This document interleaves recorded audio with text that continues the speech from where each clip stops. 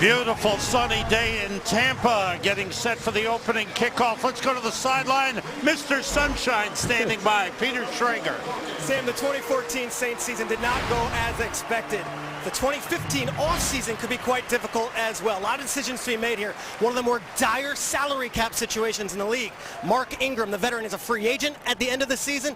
And you got a pair of ex-Super Bowl champions, both Jari Evans and Marcus Colston, who have very high salary cap numbers. Look, the playoffs, they're not in the picture right now, but a lot is at stake for some Saints veterans today.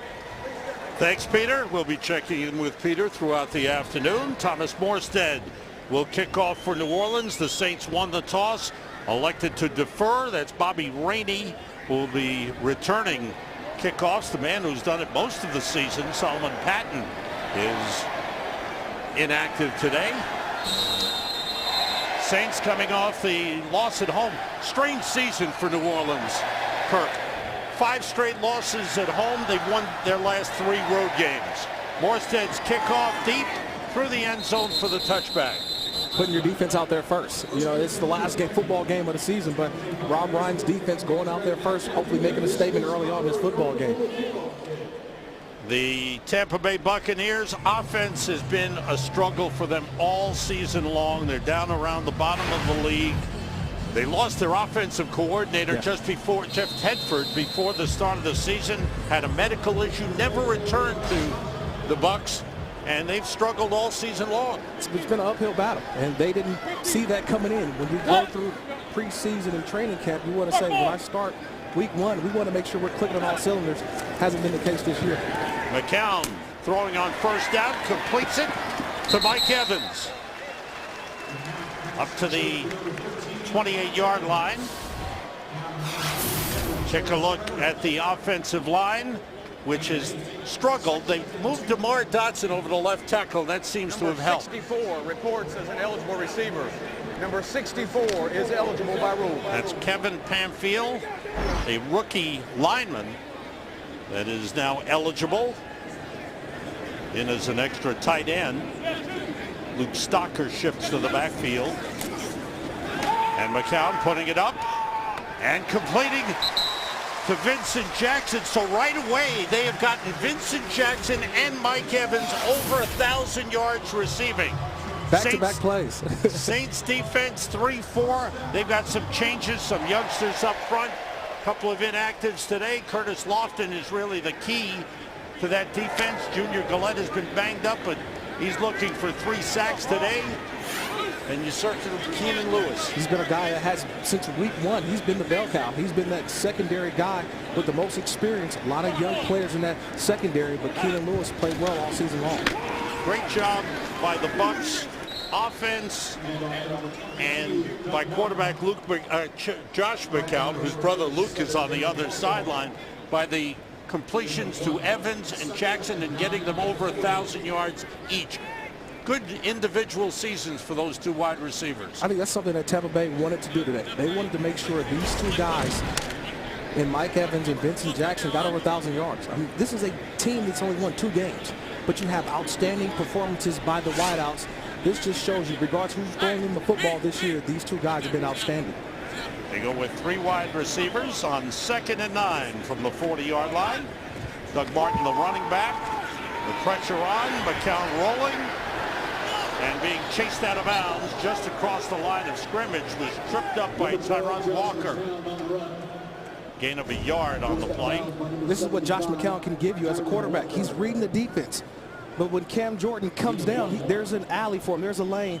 And Josh McCown, smart quarterback, knows he can't get down the field as far as running. Let me get positive yards, get a better down and distance on 3rd down, and get out of bounds. Josh McCown, smart quarterback, does the right things. It's just there's certain plays throughout a football game in critical situations he's had a tough time this season. And he suffered, I think, by not having a full-time offensive coordinator. It's been a struggle in itself all season long, but he's trying to overcome it. And this season it's been tough for him. On 3rd down, McCown throws and completes to Mike Evans. Beautiful catch by Evans. 1st down, Buccaneers at the Saints 46. It's just Mike Evans just goes up, and then once he puts that foot in the ground, ball's already thrown. 2 feet down, first down. I mean, that's I call it stealing sometimes when you have a wide receiver with the height of Mike Evans. Sometimes you don't have to throw a perfect ball. You put it in the vicinity, in the area of Mike Evans, he'll grab it. He's made Josh McCown look pretty good this season in some throws. He's gone to the sideline. Russell Shepard, number 89, is in at wide receiver. Doug Martin carrying, spinning down to the 41-yard line. Doug Martin has had an off season, rushing for under 400 yards. This is a guy who rushed for over 1,100 yards in his rookie season. It's been tough, injuries. And that's, in the NFL, that's the one thing that can slow a guy down. You mentioned his rookie season. He took the NFL by storm. You know, he was the running back there. Everybody said, who's this guy out of Boise State? But what he's shown is that the injuries have slowed him down. But when he's in there, he's shown that he can be a factor in the offense. Off the play fake, McCown in trouble. Throws it at the feet of his tight end, Brandon Myers, for the incompletion. Just trying to get pressure in the face of Josh McCown. But this time, the Saints defense, they stay home. It's just doing a good job. Do your job. Paris Harrelson does a good job. The outside linebacker doesn't bite on the fake.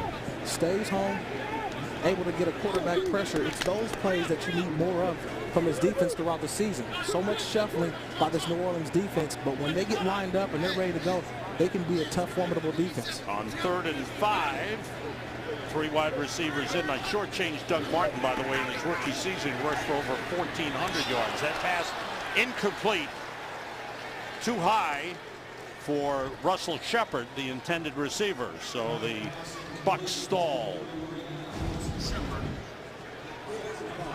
To me, you look, Josh McCown, he sees the route kind of opening up at last second. Did a good job, Jamarcus Sanford just coming in, making a play, not allowing the receiver to come through. See, this is the miscommunication sometimes that young receivers have. Do I stop in the zone or keep running? That time, looked like a miscommunication from Josh McCown as wide receiver. Michael Kanan on the punt. Jalen Saunders waits for a fair catch, lets it bounce, and it bounces. Did they keep it in the field? The referee has thrown the bag at the 1-yard line. It is down at the 7. Good job.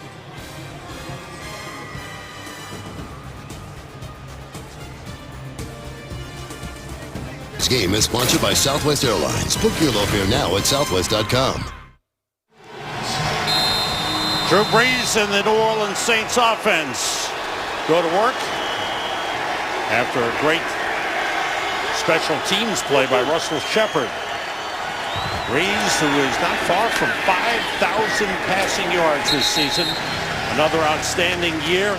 Saints are the #1 offense in total yards this season. How about this special teams play? I think the key is right here. Russell Shepard, before he makes the leap, both feet are in the field of play. Now, he touches that line, the end zone line, then that will be a touchback. But because he established himself outside of the end zone, made the tip back, that's why that's ball's down inside the 10-yard line. Brees puts it up. It's batted up in the air and incomplete. As he tried to hit Jimmy Graham, his tight end. And it'll bring up a 3rd and long for the Saints. Drew Brees needs 329 yards passing today for his 4th consecutive 5,000-yard passing season. Total in his career, he has 4, an NFL record.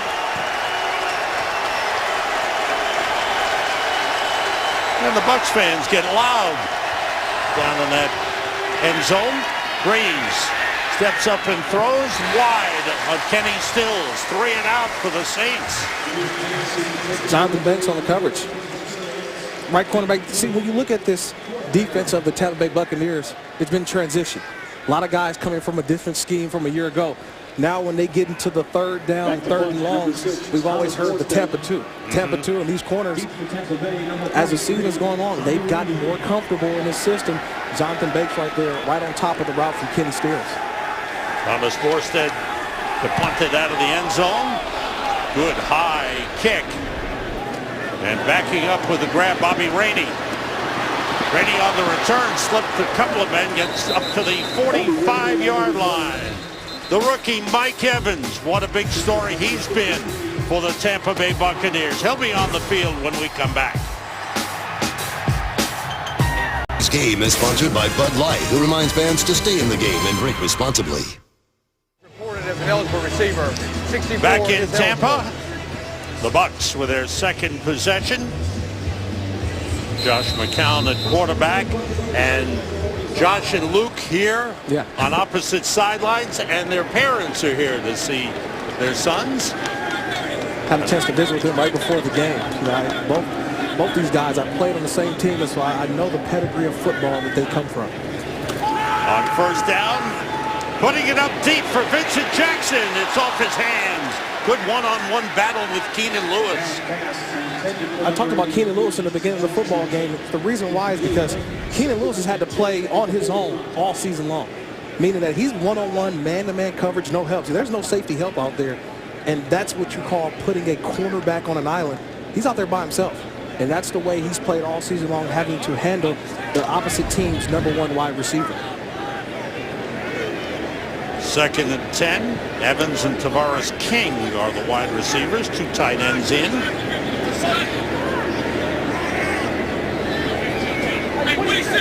Luke Stocker shifts to the fullback position. Doug Martin carries. Works hard for 3 yards, bring up a 3rd and 7 for the Bucs. Talking about the future of the Bucs offensively, and with head coach Lovie Smith, he talks about Doug Martin having to return to that form that he had in that rookie season. They need him to be a star running back. Well, they know the power that he runs with. He's the attitude of an offense that when he's going, you're able to get 3-4 yards. You're able to win 1st and 2nd down, which makes 3rd down a lot easier to pick up. There's 3rd and 7. Being rushed. McCown gets away and throws and completes it to Mike Evans. There's a flag down. Evans fighting his way for a couple of more yards, shoved out of bounds at the 34-yard line. Good job by Josh McCown. Pickup of 18 on the play. Holding. Defense number 28. That penalty is declined. The result of the play, the first down. Brad Allen is our referee today. This is just Josh McCown showing you his agility. Number 64 reports as an eligible receiver. Number 64 is eligible by rule. And Mike Evans showing the athleticism that he has at the wide receiver position. That's a nice little hurdle move over the top of Keenan Lewis out there, but this is what this offense has. They have big-time playmakers on the outside, but Josh McCown buying extra time, making a guy miss to set that up. Doug Martin trying to fight his way loose, but a good job by Ramon Humber of holding on, taking him down, but a good gain by Martin on first down. Coming into play today, look at this receiving class, this rookie receiving class. Odell Beckham Jr. of the Giants at 11 games, leading all receivers. Mike Evans has gone over 1,000 yards. Kelvin Benjamin should go over 1,000 in his game today against Atlanta. You think about on the other side, the New Orleans Saints, a guy who's not playing on injured reserve, Brandon Cooks, another guy you can add to that name of rookie wide receiver that played outstanding this season. He was off to a fine start. Brandon Myers, who just got a contract extension this week with the reception. They're very happy with Myers coming over as a free agent. Talking with the Buccaneers administration people downstairs before the game, and this was a deal they wanted to get done with Brandon Myers. He's a big part of what Lovie Smith has been preaching. We've talked about in our open, foundation. Brandon Myers is a foundation piece, guy you can depend on, not just as a wide receiver, tight end type, but also blocking and just a great leadership guy in the locker room. Charles Sims, number 34, the rookie out of West Virginia, is in at running back. McCown throws it at the feet of Sims. Nothing was open. They tried to set up the screen, but they threw it right at his feet. And you can hear the referee on the comment. The coverage is good for the Saints. Everybody's man-to-man inside. And then Josh McCown, what he does, he sees that. And if it's not there, just throw it in the ground. So maybe a negative play to some. I'd say it's a positive play. There's no sack taking place. You set up a second down where you didn't lose any yards. 2nd and 10 at the 21. Short drop by McCown. Nobody open. Wanted to take off. Now he sacked. Tyron Walker able to get to him. Walker playing for Akeem Hicks, who was put on IR this week. Cam Jordan ends up getting his sack, but the one thing is that we talked about the play before where Josh McCown gets rid of the football. On this play, he doesn't, and this is where you take a sack. Now you get into the red zone. Now you're being backed up, forcing what probably a longer field goal, but a longer third down. These are the situations that Tampa Bay has been forced in all season long, where you make an outstanding play, you save yardage, but then a play like that, just get rid of the football, throw it away, save the yardage. That's what they need to work on going into the offseason. Have to get to the 11 for a first down. McCown with time, throwing short to Charles Sims. Gets back to the original line of scrimmage and a little bit more. Brought down around the 20-yard line. Bring up a 4th down, and the Bucs bring on the field goal kicking unit. Terrence Frederick made the tackle on the play. Patrick Murray will come on the field. Out of Fordham University in New York. Not many Fordham grads playing in the NFL, though one of the all-time greats, Vince Lombardi, was from Fordham. 29-yard line, 39-yard kick is good. So the Bucs score first in the final game of the regular season. Lovie Smith's team puts 3 on the board. His Game on Fox is sponsored by Pizza Hut. We're taking pizza where it's never been before. By Ford. Beautiful things happen when you go further. And by Geico. 15 minutes could save you 15% or more on car insurance. They are rolling some cigars for you, Kirk. Oh, that's how they do it, huh? And Ybor City here in Tampa. Sam Rosen, Kirk Morrison, Peter Schrager here in Tampa. Mike Evans gone over 1,000 yards receiving with a couple of catches today. 2 catches for 20 yards. Make it 3 for 38, excuse me. On the kickoff, Jalen Saunders, who returned 199 yards last week, gets to the 15, and he's buried. Saints go on offense when we come back. Sean Payton, the head coach of the New Orleans Saints, he says it won't be a fun off season because this has not been a good year. He expected his team to be in the playoffs, but they've lost 5 straight at home to end the season. They've had a lot of turnovers. So Sean Payton and general manager Mickey Loomis looking at the future. There'll be some changes made. Kyrie Robinson is in at running back. One-time Buck Eric Lorig is the fullback. And Robinson fighting his way back to the line of scrimmage. Swarmed under by the Bucs defense. Give him a 1-yard gain on the play. Defense has really hurt the Saints this season. But the one thing that Sean said to us, his suggestion box is full. I mean, he's taking everybody. If you got something, please let me know, because this is just a different football team that we saw in 2013. You have the top 5 defense a year ago, and this year ranked toward the bottom in defense. The offense has played well, but they've made mistakes in critical times in football games. That's why they're in the situation they're in right now. Drew Brees hits Travaris Cadet, who lined up wide. He came in as a running back. Good receiver is Travaris Cadet. And the catch of 5 yards up to the 20-yard line. Now, there's been some friction on the sideline between the head coach, Sean Payton, and the defensive coordinator, Rob Ryan. You know Rob Ryan well. You think there might be a change there? Don't know yet. I think you see the friction between 2 guys who are competitors. They want to compete. You know, Sean is a guy who leads that offense, and Rob is a defensive guy who wants to go out and puts his job on the line week in and week out to make sure his defense goes out and plays well. The completion to Nick Toon brings a first down, a pickup of 24 on the play. The big wide receiver, Nick Toon. Being able to adjust to the football. You know, Nick Toon hasn't played a lot this year. You know, he's been behind Marcus Colston, Kenny Stills. We talked about Brandon Cooks, the rookie, earlier. Nick Toon, kind of the forgotten guy in this offense, but today we'll have extended playing time to be able to show this coaching staff what they may have in the future. Big receiver out of Wisconsin, his third season. He's 6'4", 218. On first down, Drew Brees to put it up. In trouble, they got him.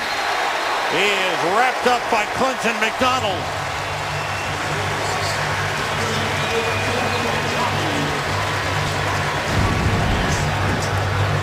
So Drew Brees is looking to the left side, but we talked about Jonathan Banks earlier, covering his wide receiver. That's a coverage sack.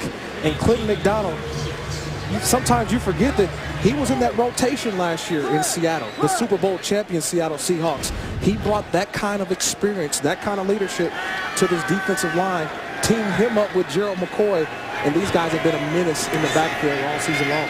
Quick release, but the pass dropped by Marcus Colston. Drew Brees has been sacked 28 times this season. But he goes back and passes so much, you know that there's a lot of pressure. We looked at Marcus Colston on that last play. There's some question about his future. He's got a big salary cap hit next season. Will he be a Saint? Drew Brees says he'll be here for a long time. And Sean Payton says, I want him back. So there's plenty of support for Marcus Colston. Here's Brees on third down, waiting, and throws to Jimmy Graham. And the completion, Graham gets up to the 45-yard line for a short of the first down, brought down by Levante David. You just take what you get in that situation. You're Drew Brees. Hey, you can't get that many yards back on one play. Get some good yardage, positive yardage, punt the football, try to nail them down in deep. But this defense of Tampa Bay is, when you look at their record, it's just, you see 2 wins, but I don't see that on film. I see guys understanding the defense, getting more comfortable as the season has gone along. Morstead gets it away under some pressure. Bobby Rainey tried to return, stays on his feet, and gets up close to the 20-yard line. Good job, good effort by Bobby Rainey.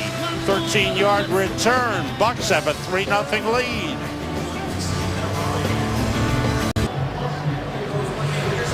Bring in the new year on Fox Sports 1 as we bring you a marathon of Big East basketball featuring all 10 teams back-to-back, including a showdown between Butler and 7th-ranked Villanova. Our Big East New Year's Eve marathon begins at 11:30 a.m. Eastern Time, goes all the way to midnight only on Fox Sports 1 and streaming live on Fox Sports Go. That is some good basketball. Yes. You see St. John's, top 25. Yeah. You know, Villanova, top 10. Yeah. Outstanding. The Big East is back. You got to throw Butler in there. You got one of those teams you got to watch every year come the tournament. Bucs start from the 20, their third possession of the game. Doug Martin, not much room. Good job up front by the Saints. Ramon Humber, the linebacker, with the stop, leading the charge. Saints really changed their defense. Guys that they brought in to be new leaders on this team got hurt. Jarris Bird was one, but they're missing that leadership on defense. Yeah, Rob Ryan has had to simplify the defense. He comes into a football game and he has 3 or 4 sheets, but this year with so many injuries, he had to go down from 3 to 4 sheets to just 1 sheet. Just basic defense because of the shuffling of so many guys in and out. Here's Martin again, gets outside, and a good gain. Time for an update. Here's Kurt Menefee. Well, besides Tampa, the only other 2-win team, Tennessee. They may stay that way. Kobe Fleener, 7-yard touchdown reception.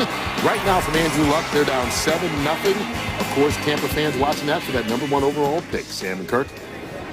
That's right. You're right, Kurt. Thanks very much. It's either Tampa Bay or Tennessee. If Tampa Bay loses this game, yes, the Bucs will get the #1 pick, no matter what Tennessee does.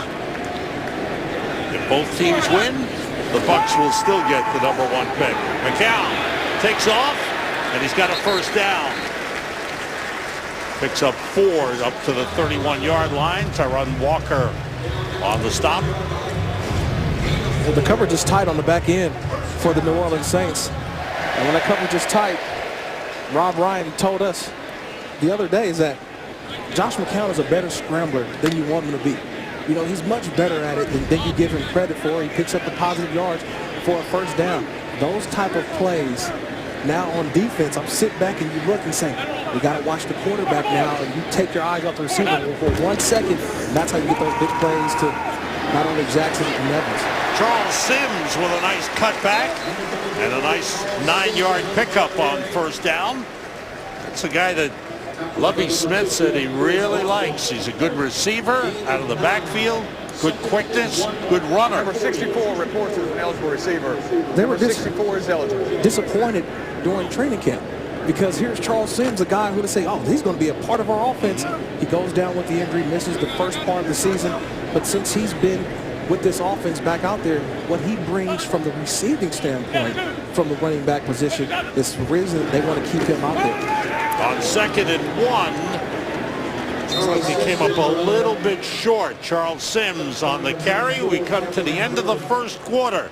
Final game of the regular season. Division matchup. Tampa Bay Buccaneers, New Orleans Saints. Mike Evans has gone over 1,000 yards receiving.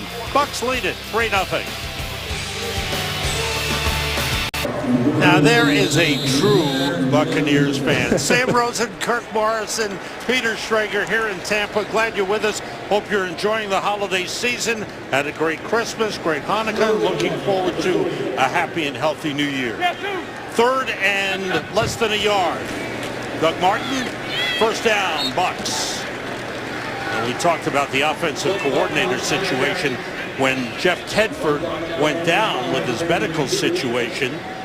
The offensive coordinator role went to the man they brought in as a quarterback's coach. So here is a young coach, Marcus Arroyo. First time in the NFL, suddenly he has to run the offense. He's brought in to be the quarterback's coach. And then from quarterback's coach, he's now the offensive coordinator. But he's had help throughout the season. You know, Josh McCown talked to us about having different pieces of the puzzle being put in. Basically, different voices putting together a game plan. It's been tough for him this season. It's been tough because. But you need that one guy to pull it all together. You need that one guy who's going to veto everybody. And right now, they don't have that guy. It's been Marcus Arroyo, first time in the NFL as a coach. So he's been learning on the run. But remember, he's learning his personnel as well. Right. He comes in thinking, hey, I'm going to make sure Josh McCown, Mike Glennon, I'm going to get their feet work together, their eye progression. Now, he's not only got to worry about what they're doing, but also the whole entire offense. So it's been tough for the Buccaneers on offense this season for that reason alone. On 2nd and 4, Doug Martin again breaks free. Watch out, he could go. Martin is tripped up inside the 10-yard line by Terrence Frederick. Doug Martin breaks one. This is what Doug Martin's been able to do when he's healthy. Remember, when he's healthy, he has this ability to break tackles, get out in the open field. This is where I think he's still a little bit injured because this was a home run in year 1. His rookie year, this is a touchdown. But the ability now to finally coming back from injury, getting to 100%, this is what he brings to this offense, that home run ability. And you can tell that when he's in the groove, this offense is playing at a lot better tempo than they have throughout the season. Josh McCown calls a timeout. 42-yard run Tampa Bay. For Doug Martin. Charge, it will be 30 seconds. 42-yard run for Doug Martin. His longest this season was 63 yards, but I agree with you. Maybe still not 100%, but when you see that, you see the ability that Lovie Smith was talking about. And in the offseason, they have to make a decision as well. The Tampa Bay Buccaneers do. This is another running back, I think, in a crowded running backfield. You know, you also have Bobby Rainey back there. Mike James, another guy who's not playing today.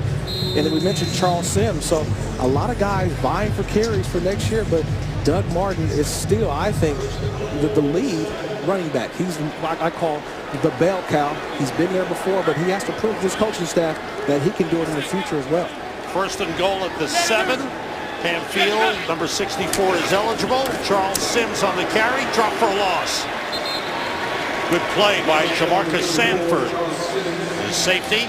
who's starting for Kenny Vaccaro, who's inactive today. It's about getting penetration. It's up the field. These guys from the New Orleans Saints, they understand that.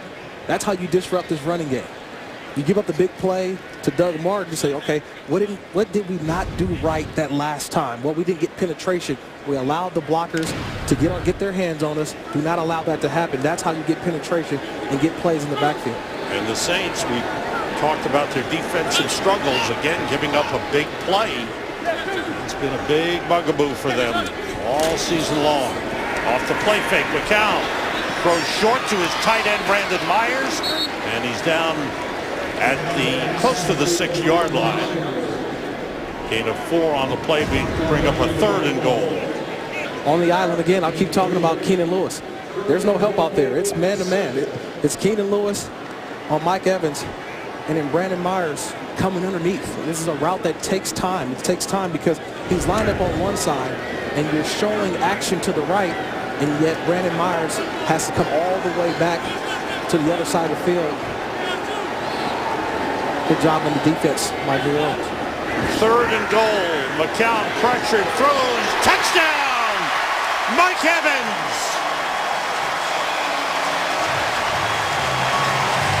His 12th touchdown of this outstanding rookie season. So this is what you do. You don't put him on Keenan Lewis. What you do is you find ways to isolate him, get him up the field, and make him switch. Make this defense have somebody else have to guard him. That's what Marcus Arroyo was learning as an offensive coordinator. If you see a matchup you don't like as far as cornerback to wide receiver, let's line him up with somebody different. And that time, it's just pitch and catch. Mike Evans, I talk about the catch radius that Mike Evans had. You throw that football anywhere, he's going to grab it. 4 catches for Mike Evans in the game, 44 yards. An 11-play, 80-yard drive for the Tampa Bay Buccaneers. Finishes with a 6-yard touchdown pass, but it was set up by the 43-yard run by Doug Martin. Bucs with a 10-0 lead. Today's game is sponsored by Pizza Hut. We're taking pizza where it's never been before. By Pepsi. Pepsi Hype for Halftime, the official sponsor of the Pepsi Super Bowl 49 halftime show. And by Microsoft Surface, the official tablet of the NFL. Tampa Bay Buccaneers, 11 plays, 80 yards, 9 runs, 2 passes. The key plays, the run by Doug Martin and the touchdown pass to Mike Evans. Boy, Mike Evans, hard to believe he's only 21 years old. Yeah. He handles himself like a very mature veteran. Yeah, a veteran player. The kickoff deep into the end zone, and Jalen Saunders takes a knee. You find the matchup that you want. You're Josh McCown.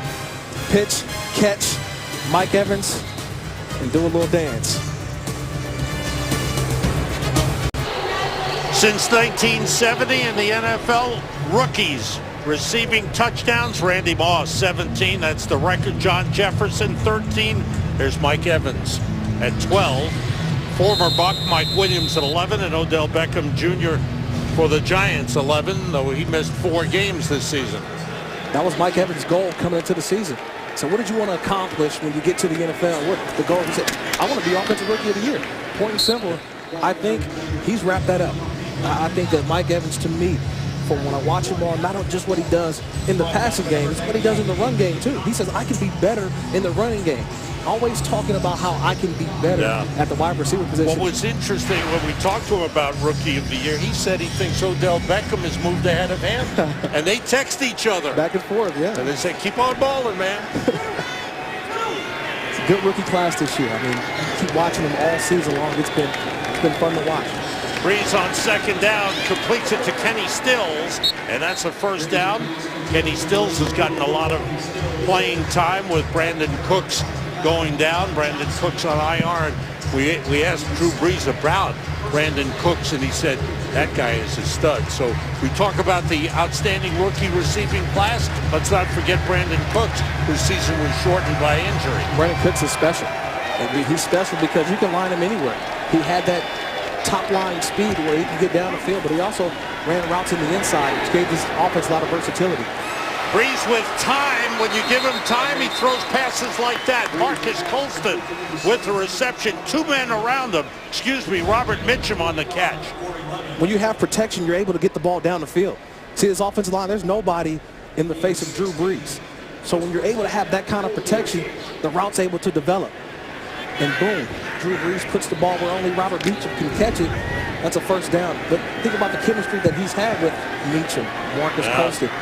He's been with these guys for a long time. It's easy to know where they're going to be when he throws the football. Mitchum has been a forgotten man this season. Mark Ingram taking the swing pass, but he's brought down short of the line of scrimmage. Fumbled the football out of bounds. This is another thing that Sean Payton's talked about with his offense. Ball security. You know, remember last week, in a critical situation, Jimmy Graham fumbles the football. It's a situation where they were going in to score, and yet it's fumbles. It's penalties. It's certain things that a Sean Payton offense has not been accustomed to doing, but we've seen that this year. On 2nd and 12, Ingram again. This time he breaks across the line of scrimmage into Bucs territory. Mark Ingram, they'll try to get him 1,000 yards. Came into the game at 970. It's 93 yards rushing today for a 100-yard season. This year has just been I think he's been trying to prove to this organization that he can run the football. Yeah. He can be durable. They did not pick up his option. The 5th-year option that the rookie class that he was a part of, that you can bring him back. So he'll be a free agent at the end of this year. So we got to understand, what do the Saints have in Mark Ingram? On 3rd and 6, there's Marcus Colston on the grab. Breaks a tackle out of bounds at the 32-yard line. A first down. C.J. Wilson had a piece of him, broke the tackle, and went out of bounds at the 32. So the Saints on the move. Marcus Colston, described by Drew Brees as the ideal teammate. Just a great guy, and by Sean Payton as a high IQ in football. Yeah. I would always think to myself, I think that Drew Brees can throw to Marcus Colston blindfolded. That's the kind of chemistry and connection that they have. He went over the top that time after 2 pump fakes and was too high for Marcus Colston. Peter Schrager, what do you think? Yeah, Marcus Colston's been here since 2006, was a key member of that Super Bowl winning team. The next year in 2015, he's got a $9.7 million salary cap number. That's a lot, guys. And this team is in financial distress as far as salary cap goes. Right now, they're projected to be over $20 million. So all eyes, Saints fans and around the league, are on what the Saints do with Colston in the offseason. Well, as I said, the top guys want him back. It's Sean Payton and Drew Brees want him back. The toss to Kyrie Robinson, turns the corner, fights his way down to the 25. Good effort by Kyrie Robinson, the 2nd-year man out of West Texas A&M, a gain of 7 on the carry. Yeah, Kyrie Robinson, he's a home run threat too. When he's decisive in where he's going, he's able to get up the field. See, boom, he puts that foot in the ground and he explodes. He has that acceleration. That's what New Orleans loves about Kyrie Robinson. It's sort of a change of pace back. Mark Ingram's the guy that gets you the tough yards. He's shown some big runs, but when Kyrie Robinson is in the football game, the explosion is there that he can change the game if you get him out in that open field, that open space. 3rd and 3 for the Saints. Brees. The pass to Kenny Stills. First down at the 15-yard line. Brees started to get into a nice rhythm with his passing. Gain of 10. It's Kenny Stills, 1-2, and an in. And that's something that Drew Brees, that's just timing. When you have that timing and that chemistry, 1-2 up, ball's thrown, Kenny Stills catch and get upfield. That's routine. That's what we see in pregame. That's something that they can do in their sleep, but it still builds the confidence. Kenny Stills only in his 2nd season, still building confidence as well in this offense. Brees 8 for 12, 83 yards. Ingram, the running back, the fake, the pass to Ingram. And he's ridden out of bounds inside the 10. And they spot the ball at the 9-yard line. Dane Fletcher wrote him out. Just coming right here, right in your living room. Just Mark Ingram right to the flat. And this is something that I think he's gotten better at it. You know, he was considered just the running guy. But now being able to switch it up and get him some plays out of the backfield, passing the football, screen plays, not just be when he's in the game, hey, they're running. This time, shaking it up a little bit. Derek Thomas usually is the running back who comes out of the backfield. Right here, the carry by Kyrie Robinson gets down close to the goal line. A gain of 8 down the 1-yard line. Sometimes they use the word scatty, but when you watch Kyrie Robinson, he's patient. He lets his blockers get out front, and he's able to just stand right behind him and get to the end zone. Kyrie Robinson gets to the end zone. They went hurry-up offense, and the Saints finish off the drive. See, sometimes you don't see a fullback in the game too often, but when you do, you hope you get a good block. That time, you get the good block by the fullback, and Kyrie Robinson does the rest. Kyrie Robinson is 25 years old today. Happy birthday. Nice way to celebrate your birthday with a touchdown run. Shane Graham for the extra point. The Bucs defense unable to stop the good drive of the Saints. 80-yard drive. The extra point is through. Saints are on the board. It's a 10-7 game. Kyrie Robinson fights off a couple of would-be tacklers and takes it in. This game is sponsored by Visa Checkout, the easier way to pay online. Visa, everywhere you want to be. Back in Tampa, nice to see the Saints get into it and find their game. Kyrie Robinson finishes off an 80-yard drive, 12 plays, 5 runs, 7 passes. I think that's what we've seen from Sean Payton's offense in years past. But the consistency with that type of drive, we haven't seen enough of that this season. The execution has not been there, but this is what scares teams when you play against New Orleans, because when they're clicking, they can go down on 80 just like that. Borstead kicking off. Bobby Rainey on the return. Finds an opening and dives forward across the 25. Saints got their offense going. Running, passing, and finishing. 10-7, Bucs lead it. Back in Tampa, this is great weather down here. Bucs start from the 26. Charles Sims, the running back. Josh McCown, the quarterback. Shifting was Luke Stocker. Short drop, quick pitch. Tavares King gets a couple of yards up to the 32. Have you heard about the new show Empire? It's coming in January, starring Terrence Howard as a hip-hop mogul and Taraji P. Henson as his just-out-of-prison ex-wife. If you love high drama and amazing music, this is the show for you, Empire. It premieres Wednesday, January 7th on Fox. Looks good. Yeah, something else I got to add to my weekly television show. On your list. 2 tight ends to the right. McCown checking off. It's Sims finding the opening. First down across the 40-yard line. So this is what Charles Sims brings you as a running back, where he can start here, get here, and then accelerate. See how he waits, and then accelerates through the hole. This is where he's getting comfortable on the NFL level. Remember, he missed some time this season because of the injury. He had surgery. So now he's getting back. He's getting back to where we saw from him last year at West Virginia, why a lot of people in this Buccaneers organization are very happy with what they got last year in the draft with Charles Sims. Bucs have rushed for 97 yards here in the first half. And it's Sims again, fighting his way across the 45. Joel Klatt has an update for us. Joel, what is it?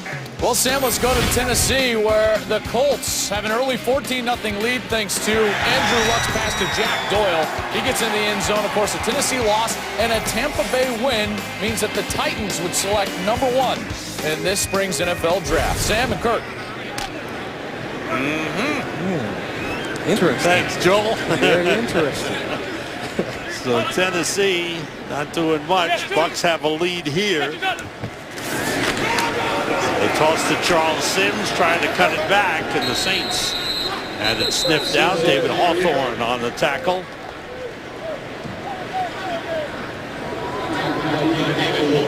Saints defense has given up a lot of yardage all season long, ranked 31st in the NFL.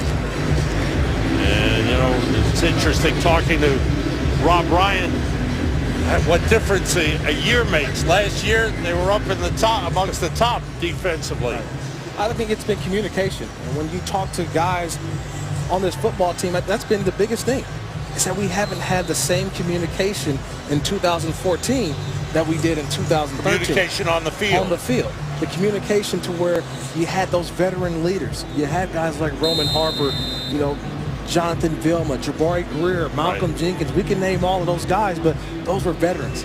Guys that on the football in critical situations, you knew what you would get out of those guys.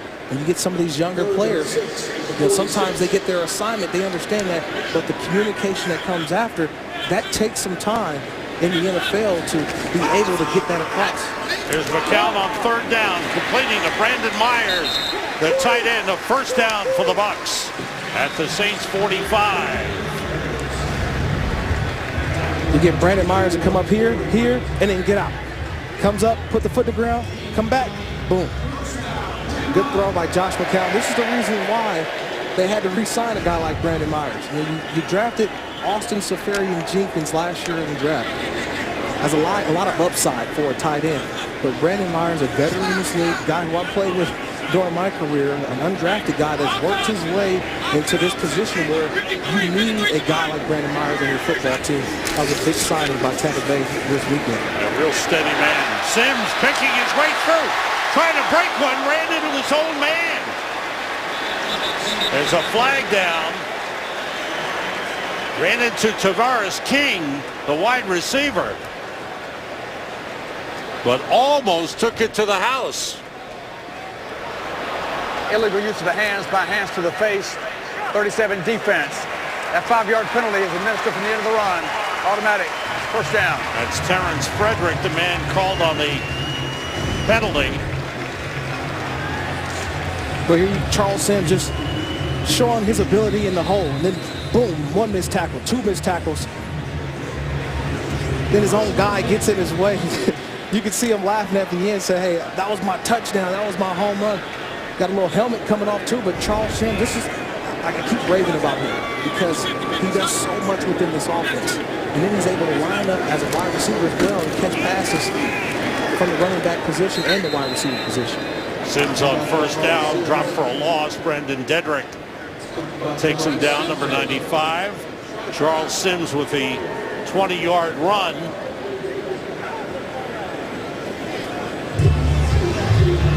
The Bucs continue to move the ball well against that Saints defense. You played for Rob Ryan. Yes.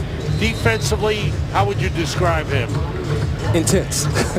Intense defensive coordinator because he wants to put you in the best situation for you to make plays.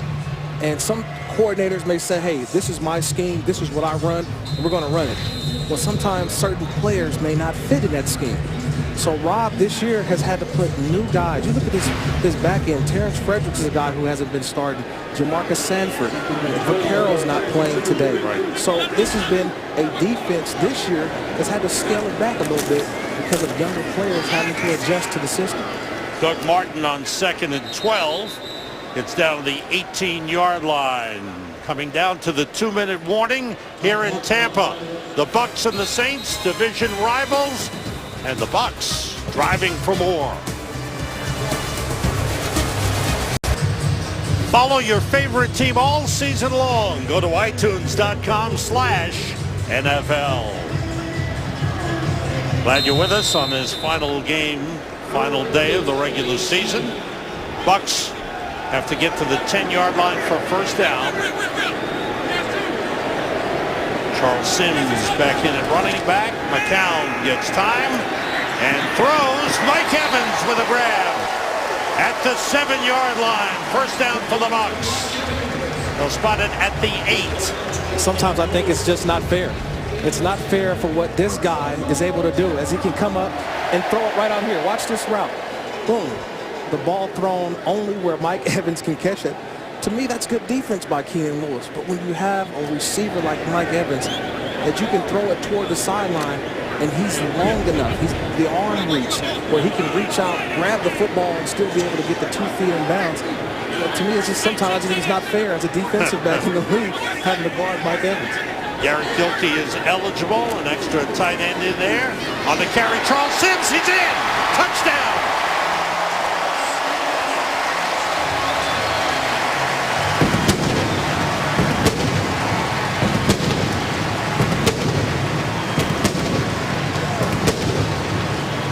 Rob Ryan doesn't want to hear those cannons.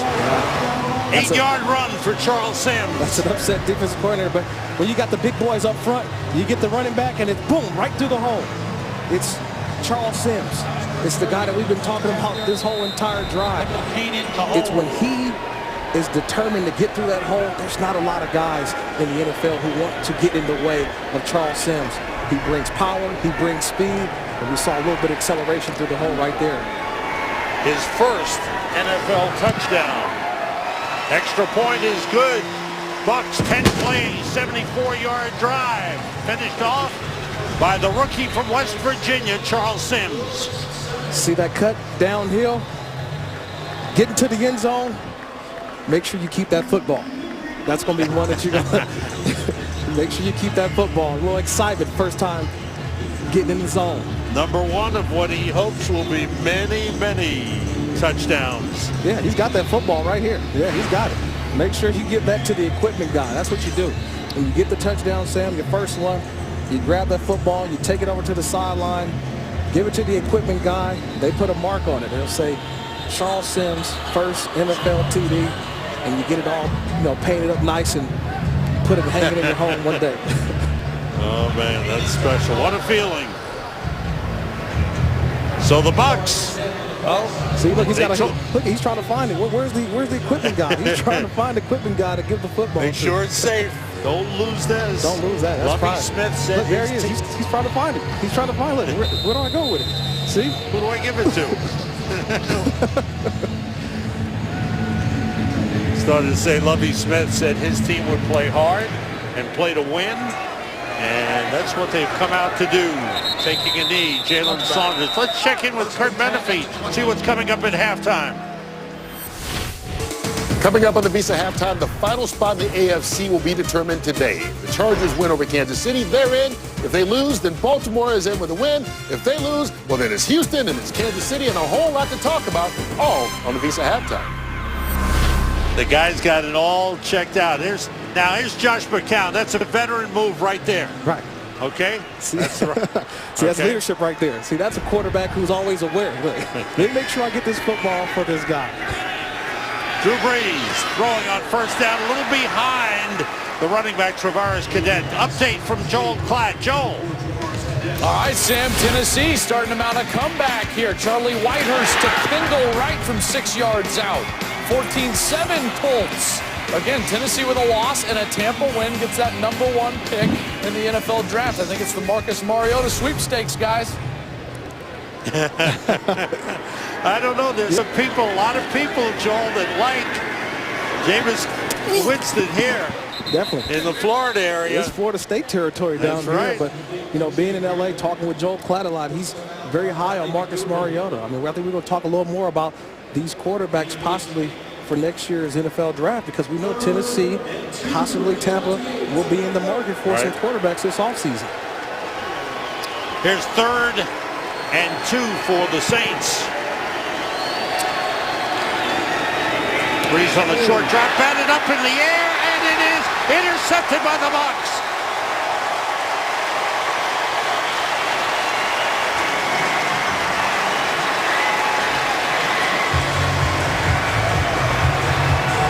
The tip ball, and Leonard Johnson comes down with it.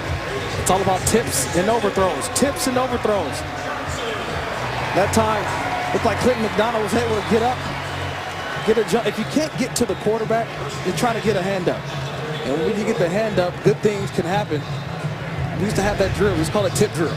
We say tips and overthrows. That's how you can get interceptions. That time, Leonard Johnson being in the right place at the right time, you get gifts like that. You know, it's Christmas time, it just passed by, but this is the season of giving. That time, Leonard Johnson gets the interception. Nice little gift. And you see, he keeps the football as well, too. You see, they're taking all these souvenirs home. Big interception for Leonard Johnson. His first of the season, the 12th for the Bucs. And on the carry, Doug Martin gets down inside the 30 to the 29 and pick up a 5 on the play. Both of these teams are big minus in takeaway giveaway in the turnover ratio department, and the Bucs come up with the interception. That's something that Sean Payton talked about, where his team needs improvement. There's Leonard Johnson.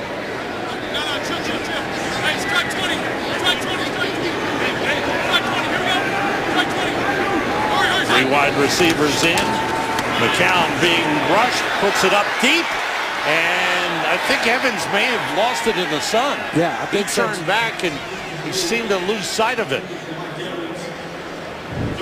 Josh McCown, right before the play, you can see him.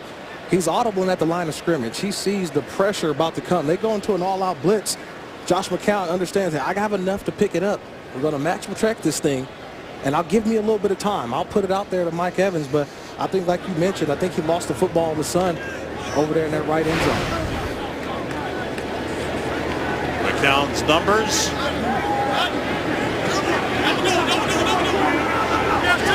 On 3rd and 5. Pressure from the outside, and the pass complete to Russell Shepard inside the 20 to the 19. It's a first down. This is why you got to love Josh McCown. This is a guy who had pressure all season long. He's been hit, he's been battered, but he throws that football. Russell Shepard, I think Vincent Jackson may be out of this football game, so a guy like Russell Shepard is going to get a good look by this Tampa Bay Buccaneers team. They want to see what they have in Russell Shepard that time. Nice route, gets out of bounds, first down from Buccaneers. Vincent Jackson, they got him over 1,000 yards, and he's just about done for the day. He's been picked up. Doug Martin finds an opening, and on the cutback, he got hit hard on the play by Jamarcus Sanford, who's in at safety. 38 seconds to go in the first half, and the Bucs use a timeout.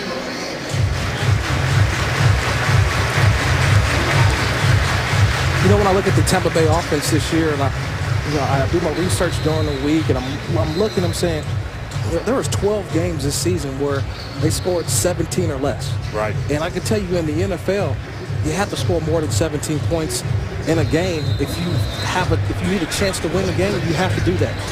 And I've seen Tampa Bay, there's just been inconsistencies throughout the year at scoring points. And then on the other side, the defense, not being able to stop people in and out, injuries. That's some of the reasons why you look at this team and say, hey, this is why they only have 2 wins. Charles Sims picks his way inside the 10 and looks like he's right at the first down marker. Curtis Lofton with the tackle and a hurry-up offense, and they spike it. They did get a first down. Josh McCown spikes it, stopping the clock with 22 seconds. But in speaking with Lovie Smith, the one thing that he said to us was, there's no gloom and doom around here. No. There is no gloom and doom. You walk around the facility of the Tampa Bay Buccaneers, there's just a lot of hope, a lot of promise, everybody's upbeat. They understand why they haven't been winning. They're just trying to correct those problems, especially winning a game like this, what it can do going into the offseason. On second down, McCown throws short, and the ball dropped by the tight end, Brandon Myers. Check up what's coming up at halftime on the Visa Halftime Report. The guys back in the studio, Kurt, Terry, Howie, Michael, and Jimmy. They'll check out all the playoff scenarios that are up in the air. San Diego Chargers are trailing the Kansas City Chiefs, which is good for the Baltimore Ravens, yes. But the Ravens are tied with Cleveland at halftime, 3-3. I just let it all play out, Sam. It's so hard to keep up. If this team wins, and possible tie. And I'll try to help you out. Please. I will. McCown under pressure. The ball is batted up in the air. and it's ruled incomplete.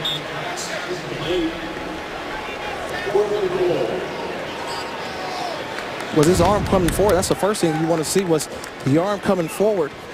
See Paris Harrison right here on the outside. May want to take a look at that. I'm not sure that arm was coming forward. You look at Josh McCown right here off the play fake.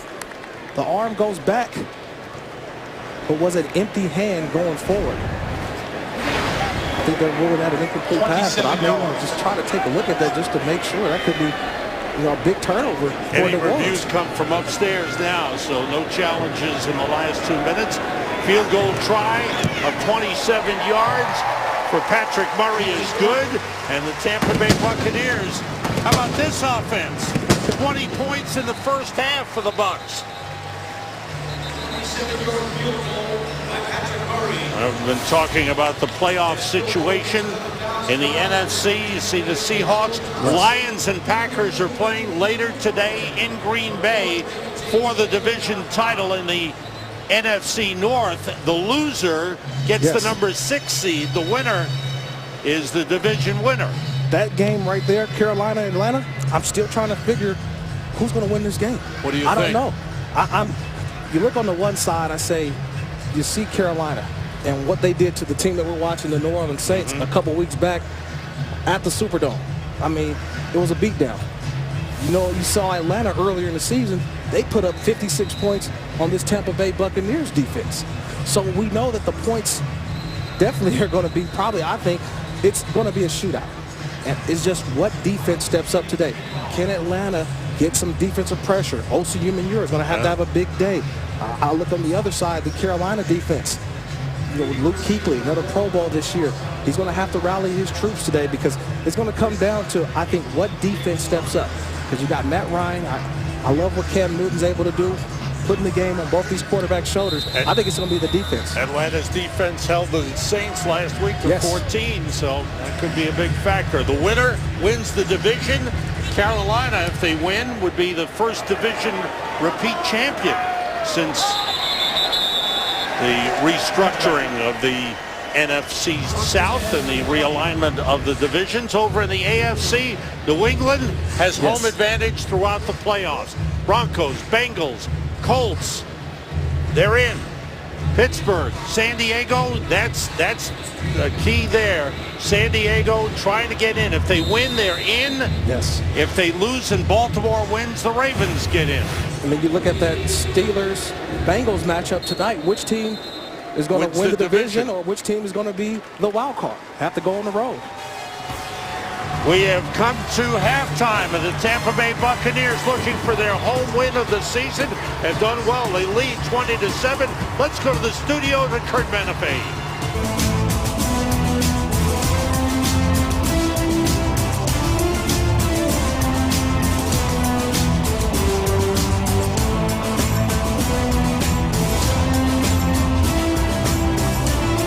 We are back in Tampa, getting set for the second half between the Tampa Bay Buccaneers and the New Orleans Saints. Today's excitement is brought to you by Nissan, and today's excitement for the Buccaneers, 148 yards rushing in the first half. Their season high was 157.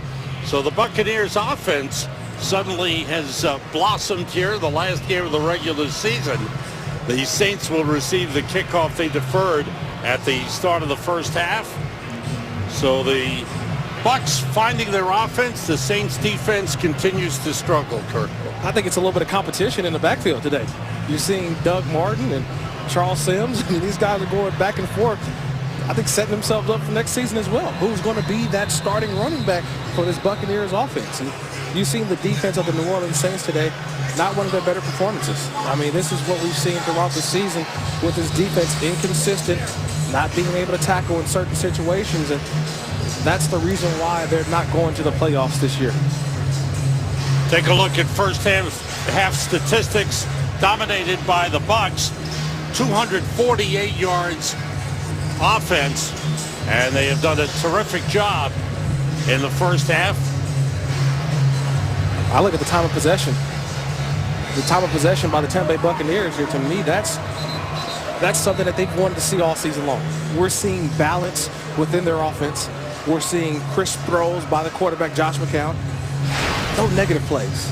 And it's easier said than done. But the negative plays that we've seen throughout the season from the quarterback, or maybe the penalties. They've cut down on the penalties today as well. Yeah. There's a team coming in leading the NFL in penalties per game.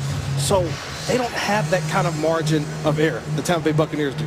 But when they play flawless, this is the kind of performance that you're going to get from Tampa Bay. We've seen it at times this season, but not enough of it, the consistency. It's been good offense by the Buccaneers, but no doubt the Saints are not playing with their full complement of defensive players. Absolutely, especially in the back end. I mean, you're missing a key mix today. You're missing, Jarius Burt, we know earlier in the season, but the other starter at safety, Kenny Vaccaro, he's not playing as well.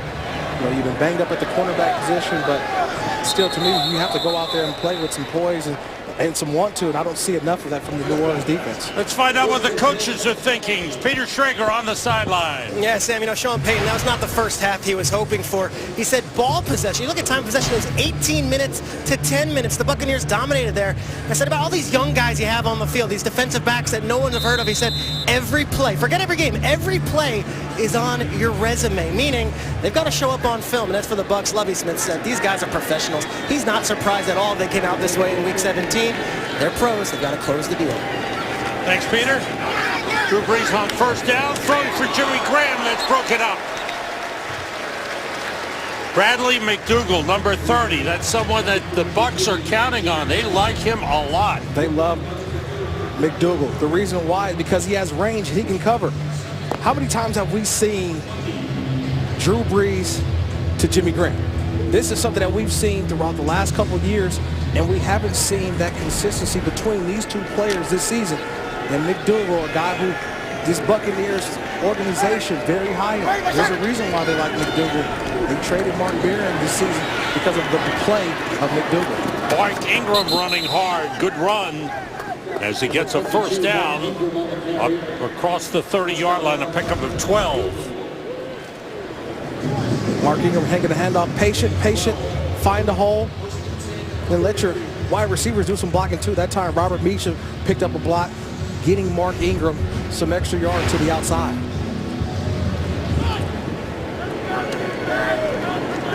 Kyrie Robinson in his running back. And he is stopped short of the line of scrimmage. I think when you do look at that time of possession, this is something that, how do you get back into this football game if you're the New Orleans Saints? You're down 20-7, but you stick with your offense.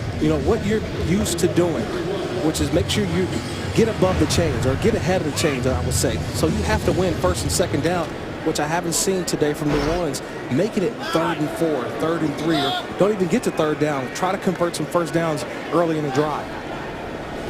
On 2nd and 11, Brees with time outside for Jimmy Graham. This time he hangs on. Jimmy Graham's put up numbers that most seasons and for most players you'd say, oh, he's got great numbers. That's his 80th catch of the season. But he has played hurt. He's going to have an MRI on his right shoulder.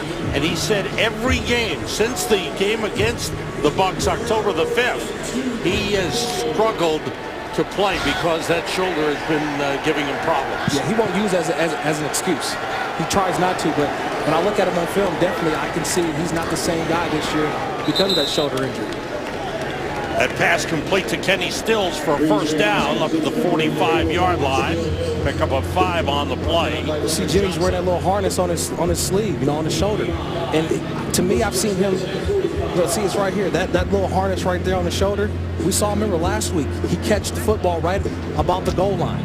And one of the plays that was under a lot of heat last week because he fumbled right at the goal line was ruled a fumble. And I don't think that shoulder strength is there for him to hold the football. Defenders know that, they understand that, and they're going to try to rip the football out at any chance he gets it. And there were passes where he was cutting across the middle. Here's Brees in trouble. They got him. The sack back to the 42nd sack of the game for the Buccaneers. Akeem Spence takes him down. This is the play you were talking about at the goal line.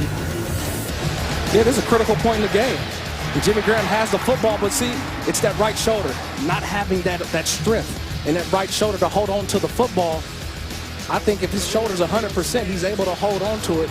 And you see, defensive backs, they're taught. Rip the football out, rip the football out.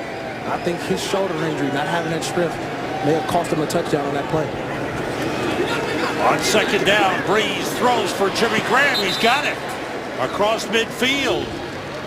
Breeze getting rid of it with a couple of defenders around him. A gain of 10 on the play. You know, last couple plays, Drew Brees, he goes down with a sack play before. This time, you got Larry English coming off the edge, putting Drew Brees on his back. Sometimes with Drew, it's all about changing the launch point, where he's throwing the football.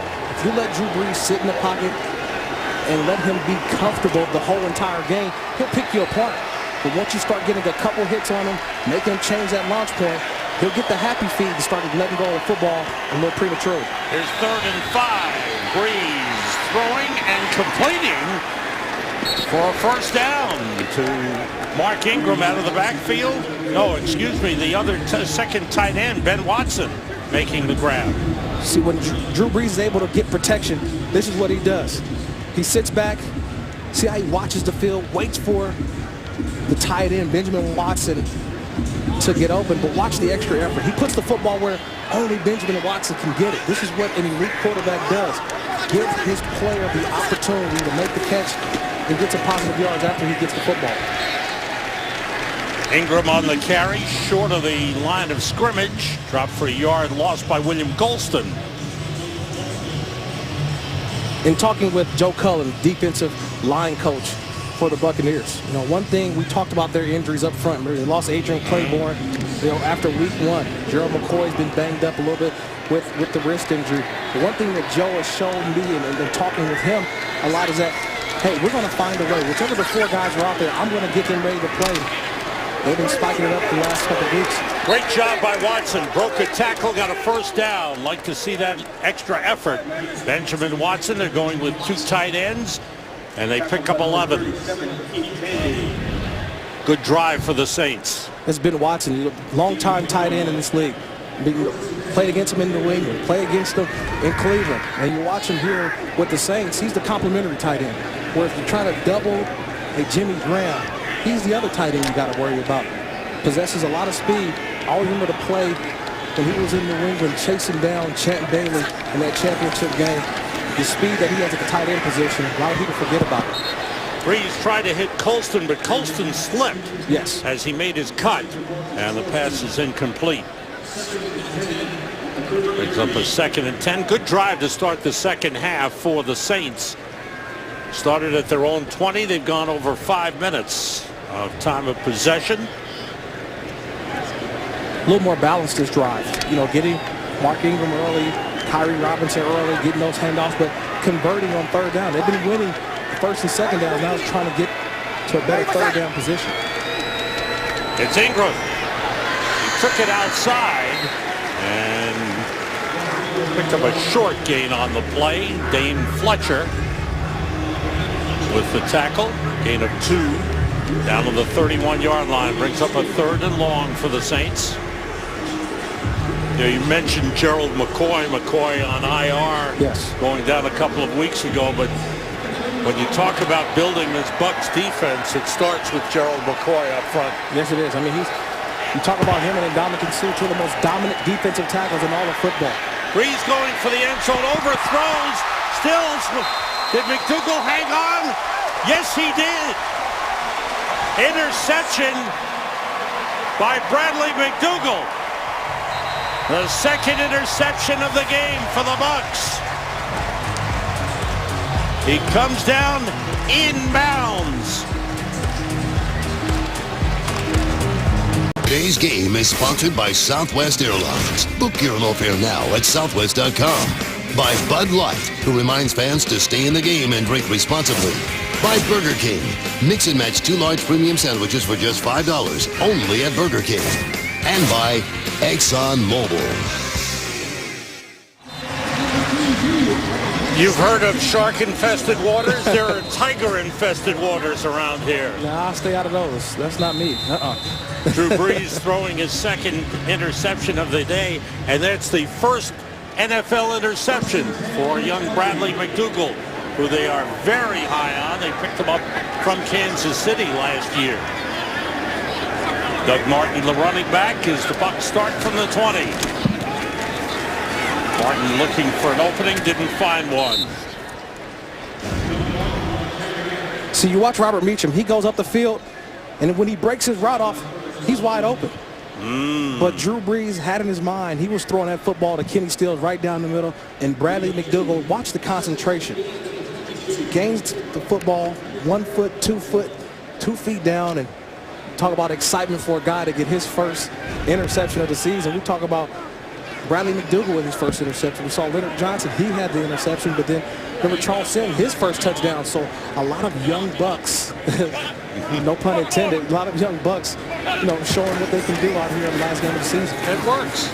Doug Martin flag on the play, behind the play, as Martin gets across the 30 up to the 32. There haven't been too many penalties in this game. That's been a good thing. Thought I saw the hold on DeMar Dotson, I think. Holding. Offense number 69. 10-yard penalty. Second down. That's the left tackle, DeMar Dotson. That's a big experiment. They brought in Anthony Collins as a free agent, and he didn't work out at all. So this is a new position for DeMar. You know, he's a guy who's converted with guard and tackle, and then right here just kind of gets the arm out, holds on to Humber. But this is like an experiment. They want to see what they have with DeMar Dotson at the left tackle. Yeah. Because you talk about evaluations. When this football game is over, you go right into the draft meetings. You go right into free agents meetings. You got to worry, how do you get this football team together? Is our left tackle position solidified? Big game for DeMar Dotson to prove he could be the guy. Doug Martin carrying a short pickup. As the hole was closed nicely by Curtis Lofton. Pickup of a yard on the play.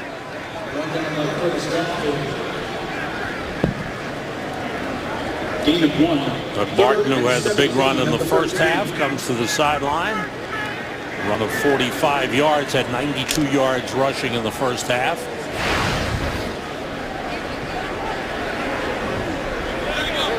Eight for 11 today on third down conversions. That's a big step up. Draw play to Charles Sims, and the Saints are all over it, led by Junior Gillette. So this time it's the 3 and out for the Bucs offensively in their first possession of the second half.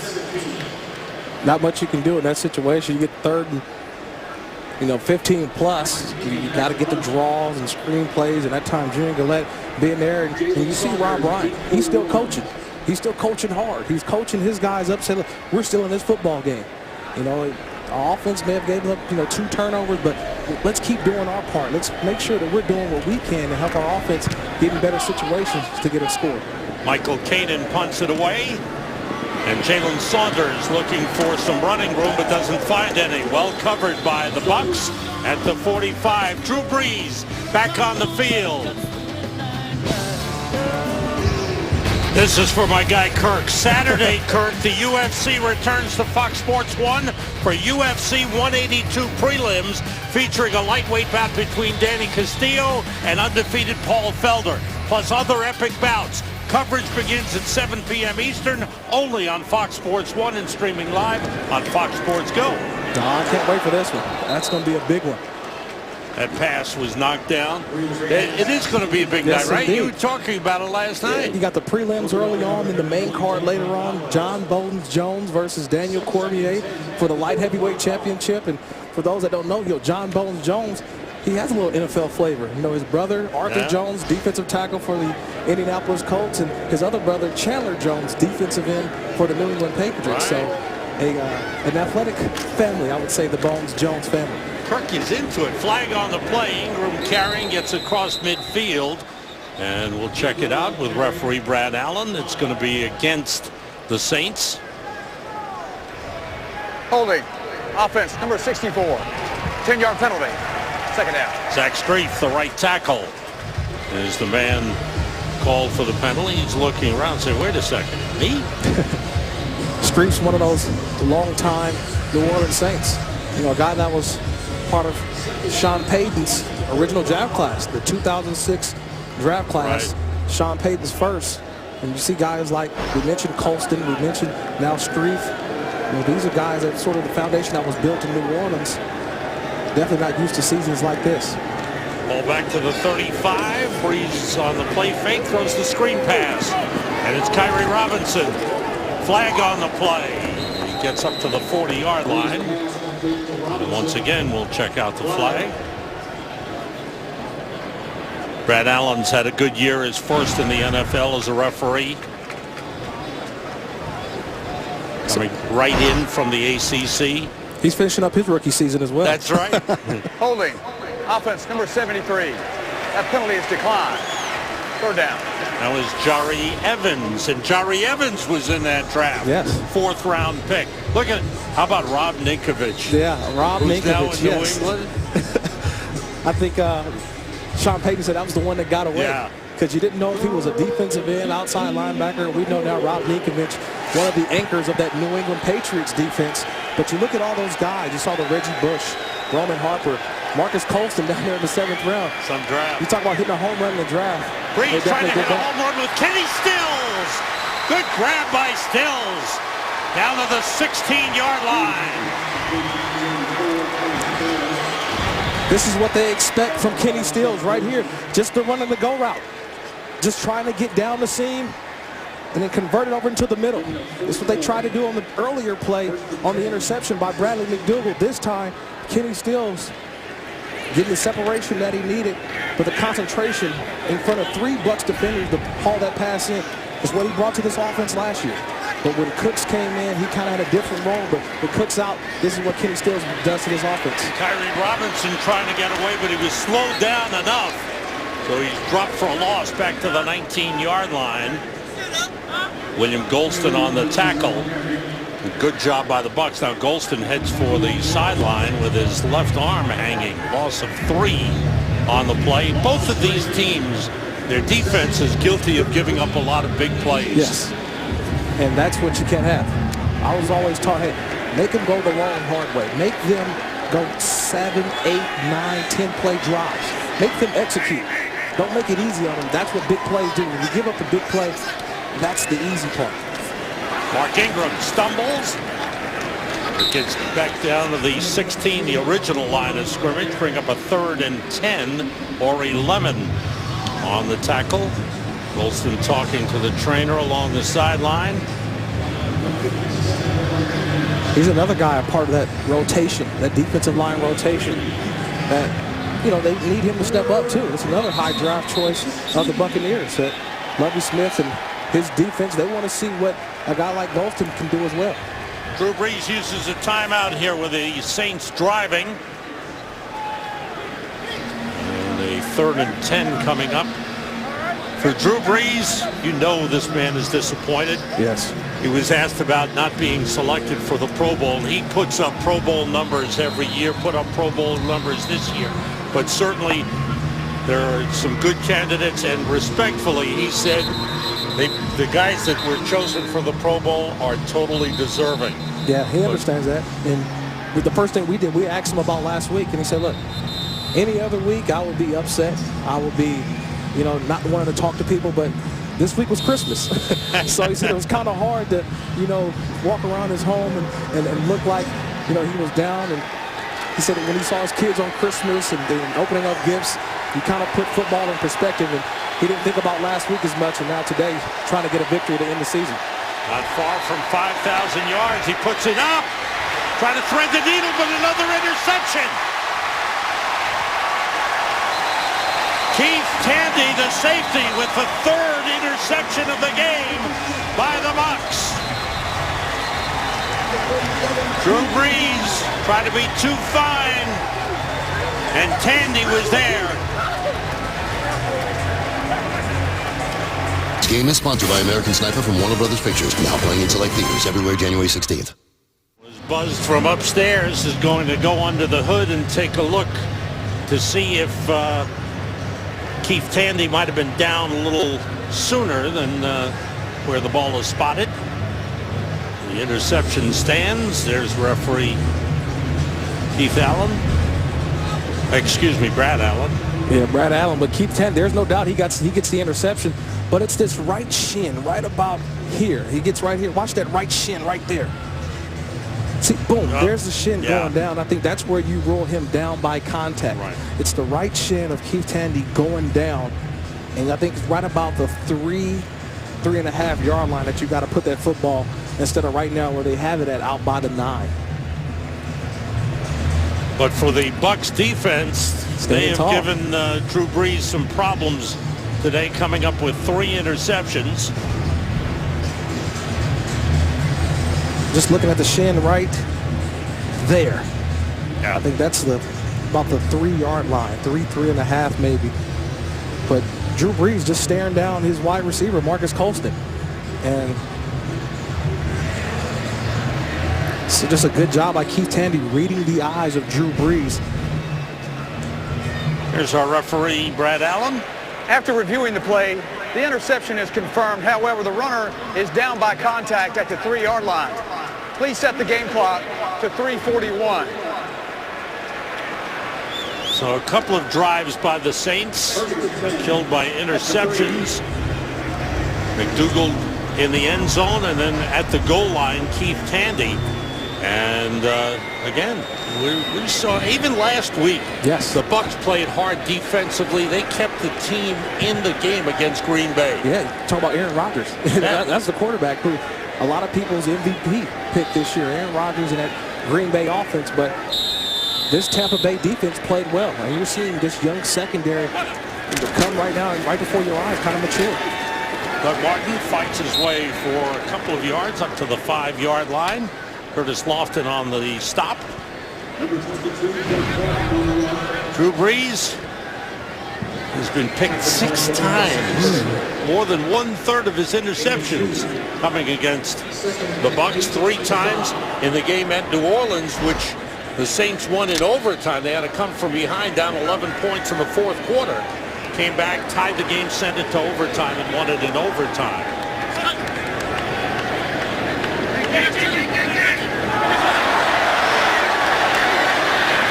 Martin thrown for a loss. Was he in the end zone? Saints want a safety. It looks like they're giving him forward progress at the 1 yard line. Yeah, I thought he had forward progress right there at the 1 yard line and fell back into the end zone. But getting up the field, that time I think he's down right there. I think forward progress was stopped right around the 1.5 yard line. But this New Orleans Saints defense, they're still fighting. That's a kid out there, the rookie from Valdosta State, Lawrence Virgil, getting a chance to play at nose tackle. Rob Ryan said, hey, I'm going to have some guys in there. You may not know names, but I'm telling you, they're going to play hard. They're going to play fast. And regardless of what's going on the offense, we're going to play our tough defense. Here's Martin carrying back out to the 5 yard line. So back and forth they go, but it's 3 and out for the Bucs. So they fail to capitalize on the turnover. And we'll have to punt it away. Second time that they've had the ball deep in their, their own territory. Tampa Bay not being able to get out. Another punt forcing, this New Orleans Saints offense. Can they turn? Can they get some positive yardage? Can they get this thing going? Because very un-Drew Brees-like. 3 interceptions so far, but it's where they've happened on the field. I mean, 2, in opponent territory, and the other one was a tip pass. Michael Kanan punts it away. Jalen Saunders has it bounced by him, but out of bounds around midfield. Good field position for the Saints, who trail 20-7. Tampa Bay had only 11 interceptions coming into the game. 3 today, all by defensive backs. Yeah, Clint McDonald gets the hand up. Leonard Johnson, interception. Bradley McDougal, concentration, interception. And Keith Tandy, another safety, interception. Saints with the ball and a big run by Mark Ingram. Still going hard down to the 35 yard line. A 19 yard run from Mark Ingram. Just not a great level of consistency within this offense this year.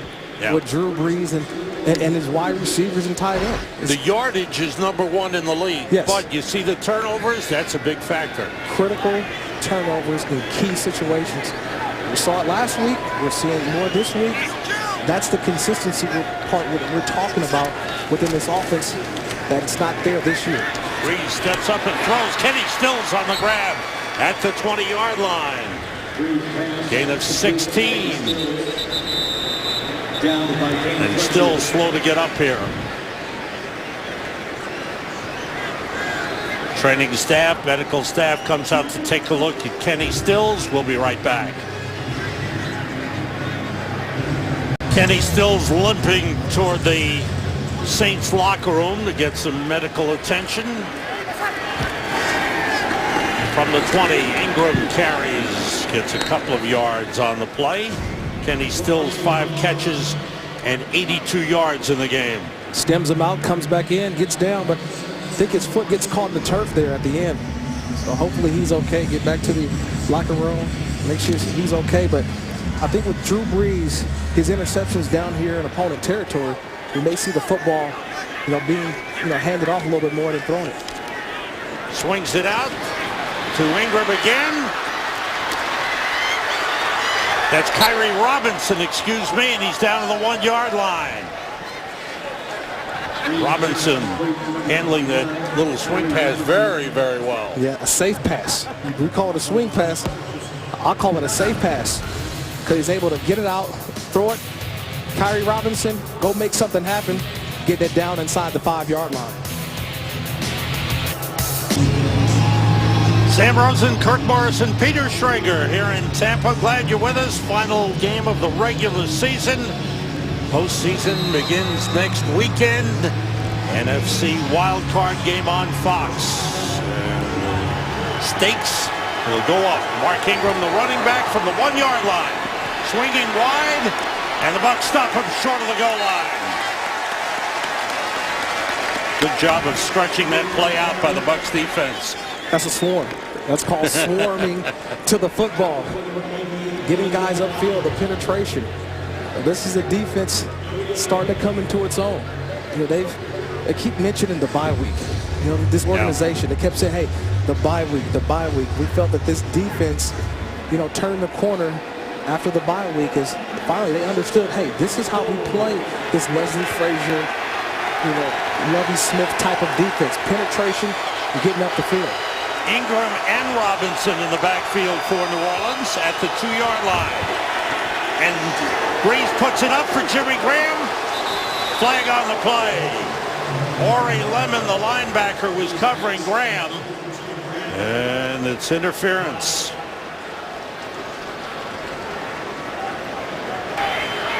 Pass interference, defense number 45. The foul occurred in the end zone. By rule, the ball will be placed at the 1-yard line. Automatic. First down. You heard it from the referee, Brad Allen. As soon as you saw that shift, Jimmy Graham go outside, you put Ori Lemon, the linebacker, on Jimmy Graham. Now, if I'm the quarterback, I know who I'm born with the football before. And this time, they switch up the coverage here. It's not the linebacker, it's the corner. Ingram is in for the touchdown. A 1-yard touchdown run for Mark Ingram. And the Saints close the gap. Yes, they did. There's still some life in the New Orleans Saints. It's the quick count. They call the play in the huddle, get out of the huddle quick, go out to the line of scrimmage. And then once they get set, it's you mentioned both backs in the backfield. So you see 2 tailbacks. But what they do is they flare Kyrie Robinson to get your eyes. As a linebacker, they try to fool you. You get your eyes going one way, looking at Kyrie Robinson, and they do a little, kind of a fullback dive to Mark Ingram, and he muscles his way into the end zone. And we are set for the extra point. 9th rushing touchdown of the season for Mark Ingram. 6-play, 54-yard drive for the Saints. The extra point is good. It's now a 6-point game. The Bucs lead the Saints 20-14. This game on Fox is sponsored by Taco Bell. The new way to Taco Bell is here, only in the app. By State Farm. Pump up your savings with a discount double check today. And by Lowe's. Lowe's, never stop improving. Turned out to be a good ball game. Yes, sir. Nice competitive game between division rivals. Drew Brees trying to overcome 3 interceptions. Got his team back into scoring position. Mark Ingram carries in 1 yard for the touchdown. 20-14. The score. You always expect games like this within division. So week 17, thought it was great that the NFL does this. All division matchups in week 17. Bobby Rainey on the return. Up to the 31-yard line, where he is shoved back. And here in Tampa, a lot of talk about the number 1 pick, the number 2 pick. If the Bucs hold on and win, Tennessee is losing by 7 points at home against Indianapolis, then Tennessee would get the number 1 pick. But things could still change. Things can change. And now, if you're the Bucs, you're thinking quarterback. I think you have to go quarterback. You have to go the future. And the future is in the quarterback position, something you can build with. This is Lovie Smith. Want to be in his 2nd year as a head coach. You want to have a quarterback that you say, hey, he's going to be here for the next 10 to 12 years. That's the kind of position that they will be in coming this offseason. Let's get a quick update from Joel Klatt. Joel, what's happening? Hey, Sam, crazy AFC. Here we go. In Houston, Bortles to Cecil Shorts, the double pass to Jordan Todman. That's a touchdown. They're up 17-14.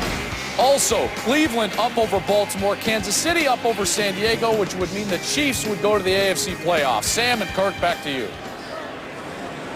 Oh, it's wild out there.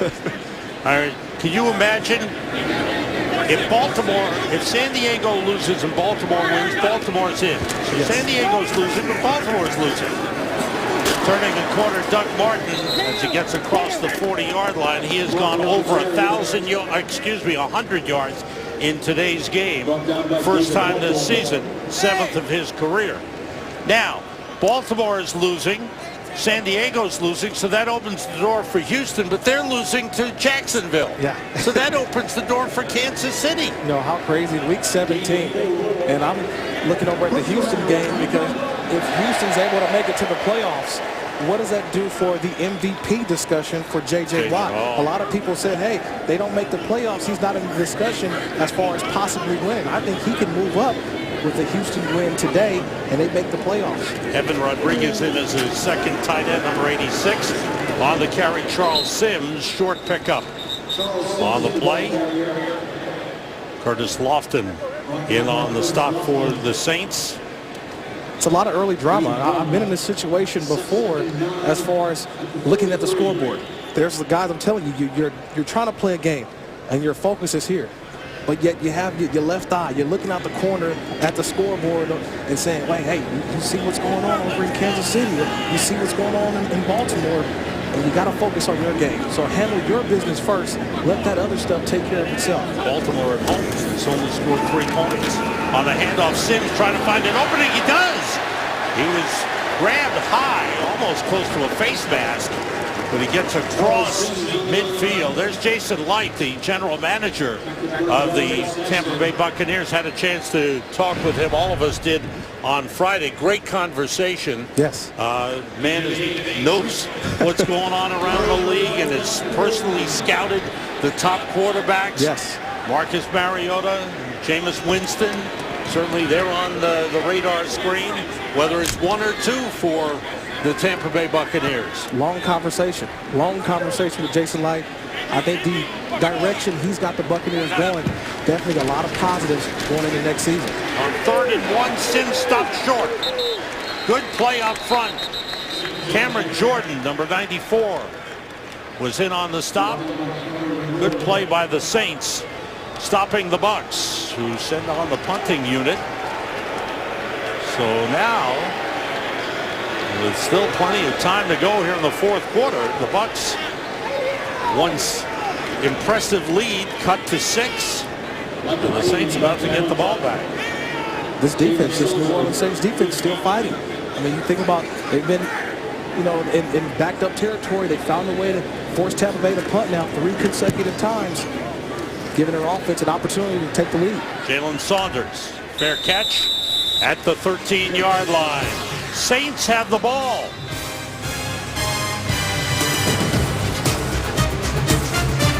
Week 17 continues later today on CBS and, of course, on Fox. Then tonight, it's Sunday Night Football on NBC. In a game for the division title. Yeah, division championships. North. Tonight, division championships. Drew Brees to put it up. Jimmy Graham. Good pickup. And he is out of bounds up at the 27-yard line. You get Jimmy Graham coming across the field. And that time, if you're not disciplined enough to stay home, that little 3-yard pass, catch and run, can turn into a big play. Now this offense has started. As bad as Drew Brees has played today as far as his turnovers, the mistakes, the interceptions, you put together a drive here that can win you the football game. Kenny Stills is back for the Saints. Went to the locker room. He's back. Mark Ingram on the carry. Pickup of 3 on the previous play. Brandon Dixon took Jimmy Graham out of bounds. And we mentioned the McCown brothers here. The Dixon brothers, the Dixon twins are here. Brandon Dixon is a cornerback for the Tampa Bay Buccaneers. And on the Saints side, Brian Dixon is a cornerback for the New Orleans Saints. It's been a family affair this week for both teams. The McCowns, the Dixons, the happy holidays, the Christmas season, and you get a good football game here on Sunday. Brees, and he threw it away as he was going down. Let's see what the call is. He might have been down. They want to take a look at this one. I thought he may have been down, trying to get rid of the football before he gets down. Let's watch the right knee of Drew Brees. Reading the rush. This last second right there, looks like he gets the ball off just before that right knee hits the ground. Of course, now 3rd and 7. Ruled incomplete. Larry English with the pressure on Drew Brees. Tavares Cadet in the backfield for the Saints.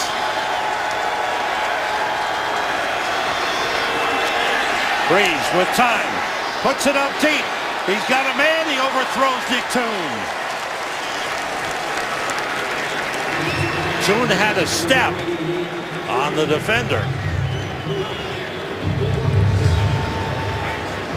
You know, you get to 3rd and 7, and this is what Tampa Bay likes to do. This is the Tampa 2 defense. You show blitz, but everybody, watch where they're at, the landmarks. You got the corner in the flat, the 2 safeties deep, Deshaun Golson, the safety right here, right over the top. Tampa 2 defense, meaning 2 safeties deep. Do not let anyone get behind you. Good job by the safety. Deshaun Golson staying on top, making a play. Bucs defense comes up with a good stop. Morstead's punt is taken by Bobby Rainey. And Rainey is pulled down as he crosses the 30-yard line. The Bucs holding on to that lead, stopping Drew Brees. This game is sponsored by the new Samsung Galaxy Note 4. The next big thing is here.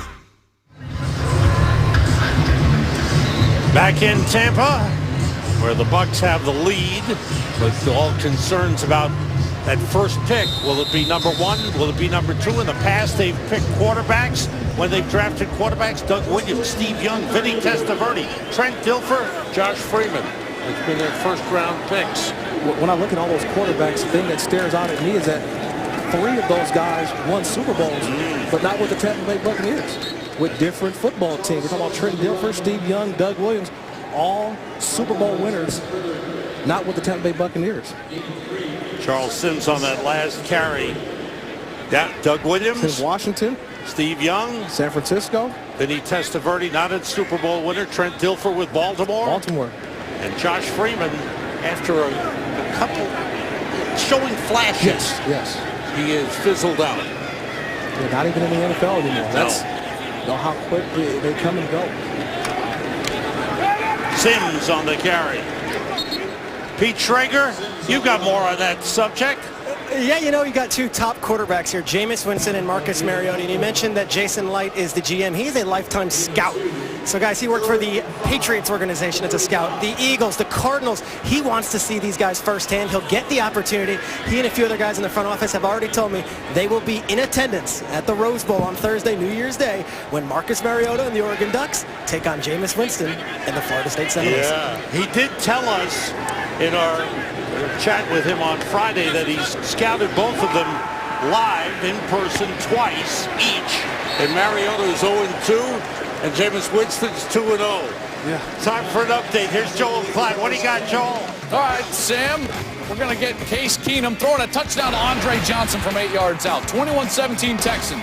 Kansas City still up on San Diego. Cleveland still up on Baltimore. Means Houston would go to the AFC playoffs. Sam, Kirk, Peter, back to you. It changes with every possession. Thanks, Joel. Good update and a good recap on the situation in the AFC playoff picture. Right here, Bucs have a first down with a 6-point lead. They have not thrown a pass in the second half. That offense that was so dominant, one pass just moments ago, that was their first pass in the second half, is their second first down of the second half. So the offense, which was so good in the first half, has reverted back and been stagnant here in the second half. Yeah, it's all about Doug Martin, Charles Sims. This is how you're going to close this football game out. I don't think putting it in the air is what you want to do. This is a team learning how to finish. It's what Lovie Smith has kept harping to his guys. We have to learn how to finish. You can finish this game running the football and throwing the short, high perimeter passes. 2nd and 9, Charles Sims across the 45 to the 46. Okay, the big talk, of course, of those two top quarterbacks. The Heisman Trophy winner this year, Marcus Mariota. The Heisman Trophy winner last year, Jameis Winston. Who do you pick? This is a hard stat for me right there to ignore. 27-0. I mean, the guy hasn't lost a football game yet. That, to me, is he's been in some tough situations. But one thing about Jameis Winston, I can say on the field, there's not a better leader on the football field to get his guys ready to play. He's had mistakes throughout the season, but when the fourth quarter comes, he finds a way to yield his team the victory. That pass is intercepted. Keenan Lewis on the pick. Still on his feet. And now brought down at midfield. The pass intended for Tavares King off his hands, and a turnover by the Bucs gives the Saints good field position and a chance to drive in to take the lead. Back in Tampa, Josh McCown upset with himself. The interception gives New Orleans the ball at midfield. The ball of Drew Brees in a situation like this, you're asking for trouble. Brees, pass knocked down, and came back to Brees, and he turned it into a 1-yard gain. Got a reception there. Drew Brees gets to the top of his drop. Back foot plant, throws it, and it's knocked back to him. Looked like Daquan Bowers got a hand up. Drew Brees actually gets a reception on that play. There you go. Good hands by Drew. Alert, makes a play, gets positive yards. 2nd and 9 for the Saints. Ingram. And a good play by Daquan Bowers. We talked to Lovie Smith about Daquan Bowers, a guy who's been inconsistent, but Lovie Smith says he's got talent, and this game's important to put something, show something that give them a reason to make him part of the future. Well, it's tough because when you look at him, he's a guy that has versatility. He's scheme versatile, meaning you can play him at the defensive end, which they tried to make him do. He lost a little bit of weight, but then he has the versatility that he can move him inside and play defensive tackle. So still trying to find the right place for Daquan Bowers. Tavares Cadet upended with a good tackle by C.J. Wilson. Short of the first down. Let's see what the Saints do here. This is a 4th down coming up, a 4th and 2. Yeah, you got to go for it in this situation. You're already across the 50-yard line. Watch this hit. C.J. Wilson coming up. Open field tackling. That's how you get it done there. You aim for the outside, and if you want to make a miss, he has to miss to the inside, but you have the cavalry coming. It's a good job, C.J. Wilson on the outside. 3 tight ends in. Josh Hill, Benjamin Watson to the right, Jimmy Graham to the left, Marcus Colston is in, 3rd and 2. Brees to Graham, he holds on, 1st down. He was hit, but he held on. A gain of 5 and a 1st down for the Saints. You go to 4th down, who do you go to? Your go-to guy. As Drew Brees looks off, comes back, and that's Jimmy Graham. That's That's the Jimmy Graham I've seen. That's the Jimmy Graham I've known in his years in the NFL. You just throw it up, he makes the catch. I mean, that's great coverage on the outside. Bradley McDougald is good coverage. But when you have the athlete that Jimmy Graham is, it's just a tough cover. Hill, the tight end, goes to the right. Breeze off the play fake. Puts it up deep for Jimmy Graham. He dropped it. He had it momentarily and took a hard hit. And he's shaken up on the play. He had a step. Jimmy Graham had a step. And Drew Brees puts the football there, but watch the hit from Deshaun Goldson. Comes in with the left shoulder, and I think if you look at Jimmy's eyes, he looked at the last second and he braced himself for that big collision from Deshaun Goldson. And Brandon McDougald was there as well. Bradley McDougald, excuse me, who had an interception earlier. Kyrie Robinson in the backfield. Robinson carries. Makes his way for a couple of yards down to the 36-yard line. Bring up a 3rd and long. Jason Williams with a stop. Interesting to see what the New Orleans Saints do here. This is a 3rd down and long, 3rd and 8. This is 4-down territory. So if you don't get it here, Drew Brees probably looking around the sticks, looking around the 1st down marker. If they don't pick up the 1st down, you can always throw the check down. You get positive yards and make 4th down even shorter, but they need positive yards on this play. You know what I like here, Kirk? Neither team is playing out the string here. No. They are playing hard. There's a timeout just prior to the 2-minute warning.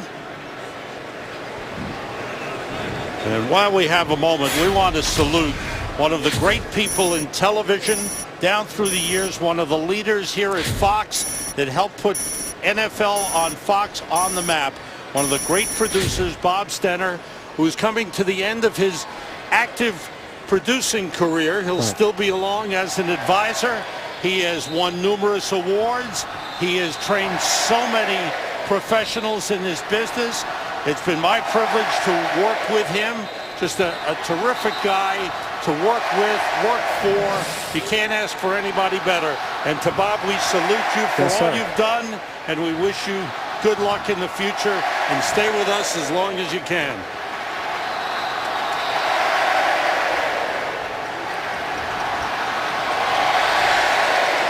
.205 on the clock. The timeout called just prior to the 2-minute warning.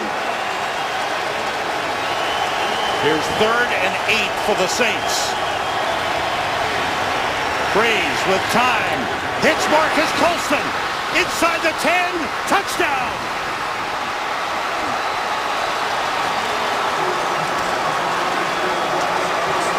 He beat Leonard Johnson on the play. A 36-yard touchdown strike.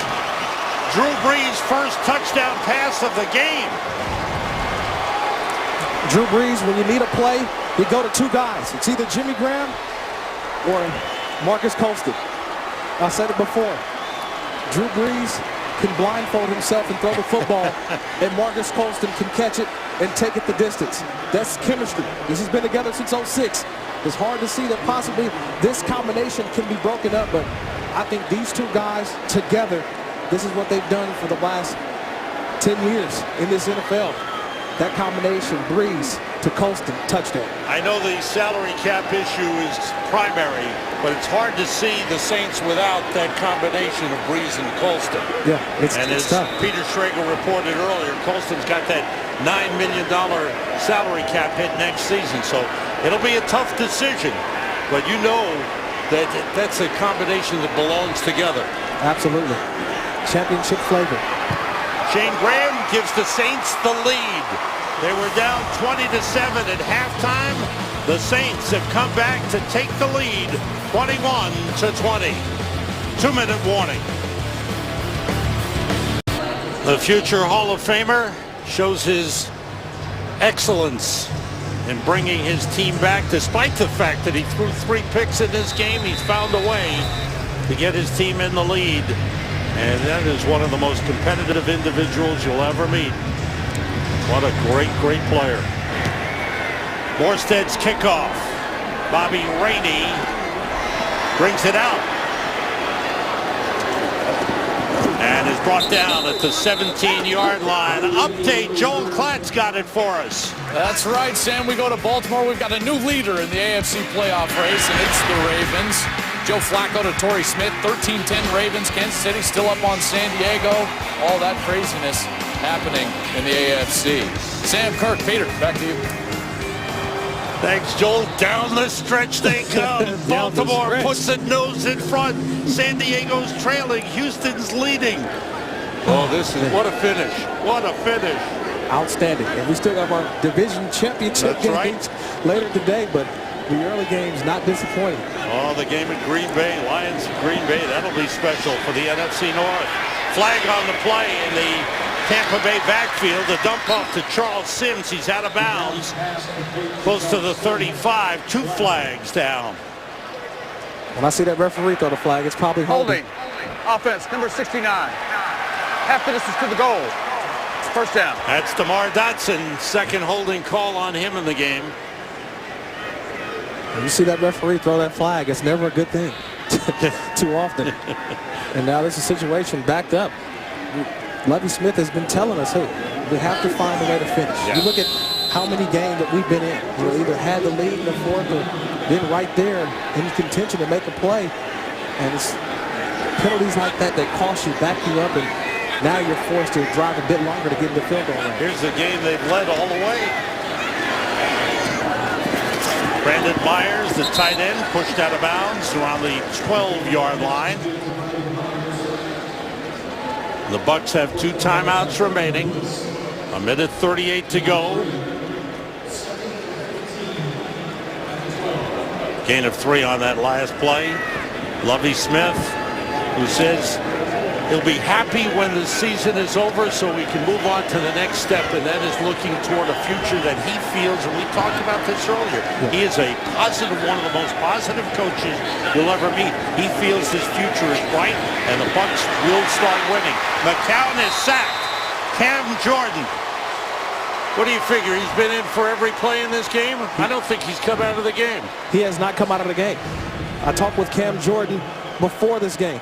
And watch Cam. He comes up, makes a move on DeMar Dotson, and watch the swim. He engage, swim, go out, make the sack. And Cameron Jordan's a guy who said, look, my production was down this year. I got to be back up. I'm better than this. And gets a sack. And here comes another one for a safety. Junior Gillette drops McCown for a safety.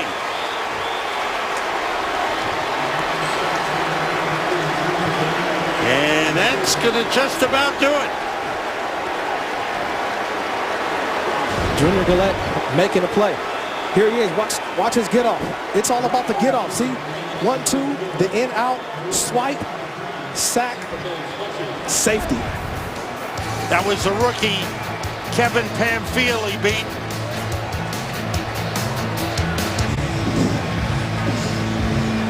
But Rob Ryan was saying, hey, this is not a Ryan defense, what we've been seeing all season long, but this second half, Rob Ryan, I don't know what he told those guys at halftime, but this defense definitely has picked it up. I mean, they've been put in some bad situations. You know, interceptions by Drew Brees, but they've stood strong, stood tall, got their offense, set them up in some big plays. Keenan Lewis, the interception here. I mean, New Orleans starts that drive in their own in Tampa Bay territory, and touchdown. You know, Rob was fired up. Yes, he was. After those 2 plays. You know, they've been through a lot this season, but I mean, everybody was talking about this on that sideline. This means a lot. This game means a lot to both teams. And people thought that maybe Tampa Bay, this situation, but they want to win this game. All right, here's a free kick. It's got to go 10 yards as the Bucs try to recover, and they do.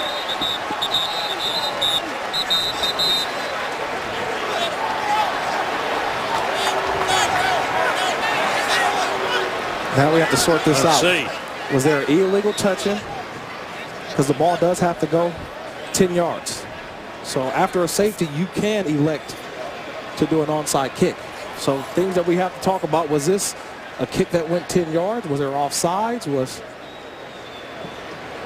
So I saw it roll, but I think you also cannot block as well or go hit a guy before it goes 10 yards as well, unless the opposing team comes across.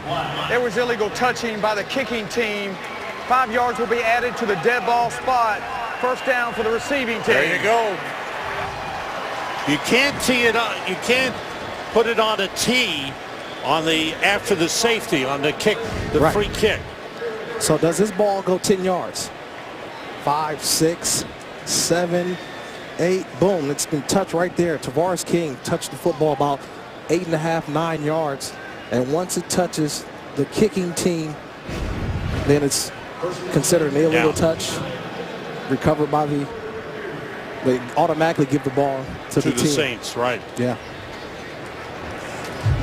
So even though the Bucs had recovered the ball, because of the illegal touch, the ball belongs to the New Orleans Saints. Yeah, once it was touched, it automatically goes to the Saints. Once it's Tavares King, and inadvertently, it wasn't like he was going for the football. He was going to possibly go block a guy, but when that ball touches his right leg, like his right ankle, automatically football goes to the Saints. And in the final 2 minutes, a booth review. So they have called Brad Allen over to check it out while we have a moment. Want to thank our great crew, our producer Fran Morrison, director Scott Katz, associate director Bentley Elliott, broadcast associate Alyssa Green, technical producer Joe Stevens, technical director Joel Blosser, and the audio mixer Josh Daniels. Pre-game show produced by Bill Richards, directed by Stephanie Medina. And thanks to you fans for being with us all season long. And don't forget the NFC wildcard game on Fox a week from today as our playoff coverage begins. And then each week. And thanks to Kirk Morrison, who's had his rookie season. What'd you think? Did you enjoy it up here? It's different on this side. Yeah. My rookie year in the booth, it's fun. Trust me, it's the closest thing to playing. After further review, the kicking team did first touch illegally the kick. Therefore, the ruling on the field stands. First down, New Orleans. All right. Our statistician in the booth, Eric Hauser, and Kimball Bergman is our spotter. We thank them all for their great work. Thanks to you for watching. We wish you a happy and healthy new year. And as we said, the playoff coverage on Fox begins a week from today. Don't forget the game coming up. We've got 3 games on the schedule on Fox coming up later today. Some of you will see the big game in Green Bay, Detroit and Green Bay for the NFC North Division Championship. Both teams are in the playoffs. The winner is the division champion. The loser gets the number 6 seed. The Rams and Seahawks. The Seahawks looking to win and have home advantage throughout the playoffs. Well, that's tough. Going up to CenturyLink Field, the road to Glendale, Super Bowl 49 in Arizona, but having to go through CenturyLink Field in Seattle, we know how tough a place that is to play. It's going to be loud. Drew Brees takes a knee. He wanted to finish with a win. He did. He comes up a little short of 5,000 yards. Another 4,000 plus, over 4,800 passing yards for Drew Brees. We're going to have bonus coverage of the game in Houston. Houston trying to stay alive in the playoffs. Rob Ryan, where will he be next season? Will he be back with the Saints, or will they let him go and he'll get a job somewhere else? He's a pretty good defensive coach, isn't he? Last year he said, I'll have a job in 5 minutes. If they let him go this year, trust me, a lot of teams out there looking for a defensive coordinator like Rob Ryan. Lovie Smith looking forward to next season. He'll have the first pick. For Kirk Morrison, Peter Schrager, this is Sam Rosen. We're going to the studio to Kurt Menefee and then more football coverage.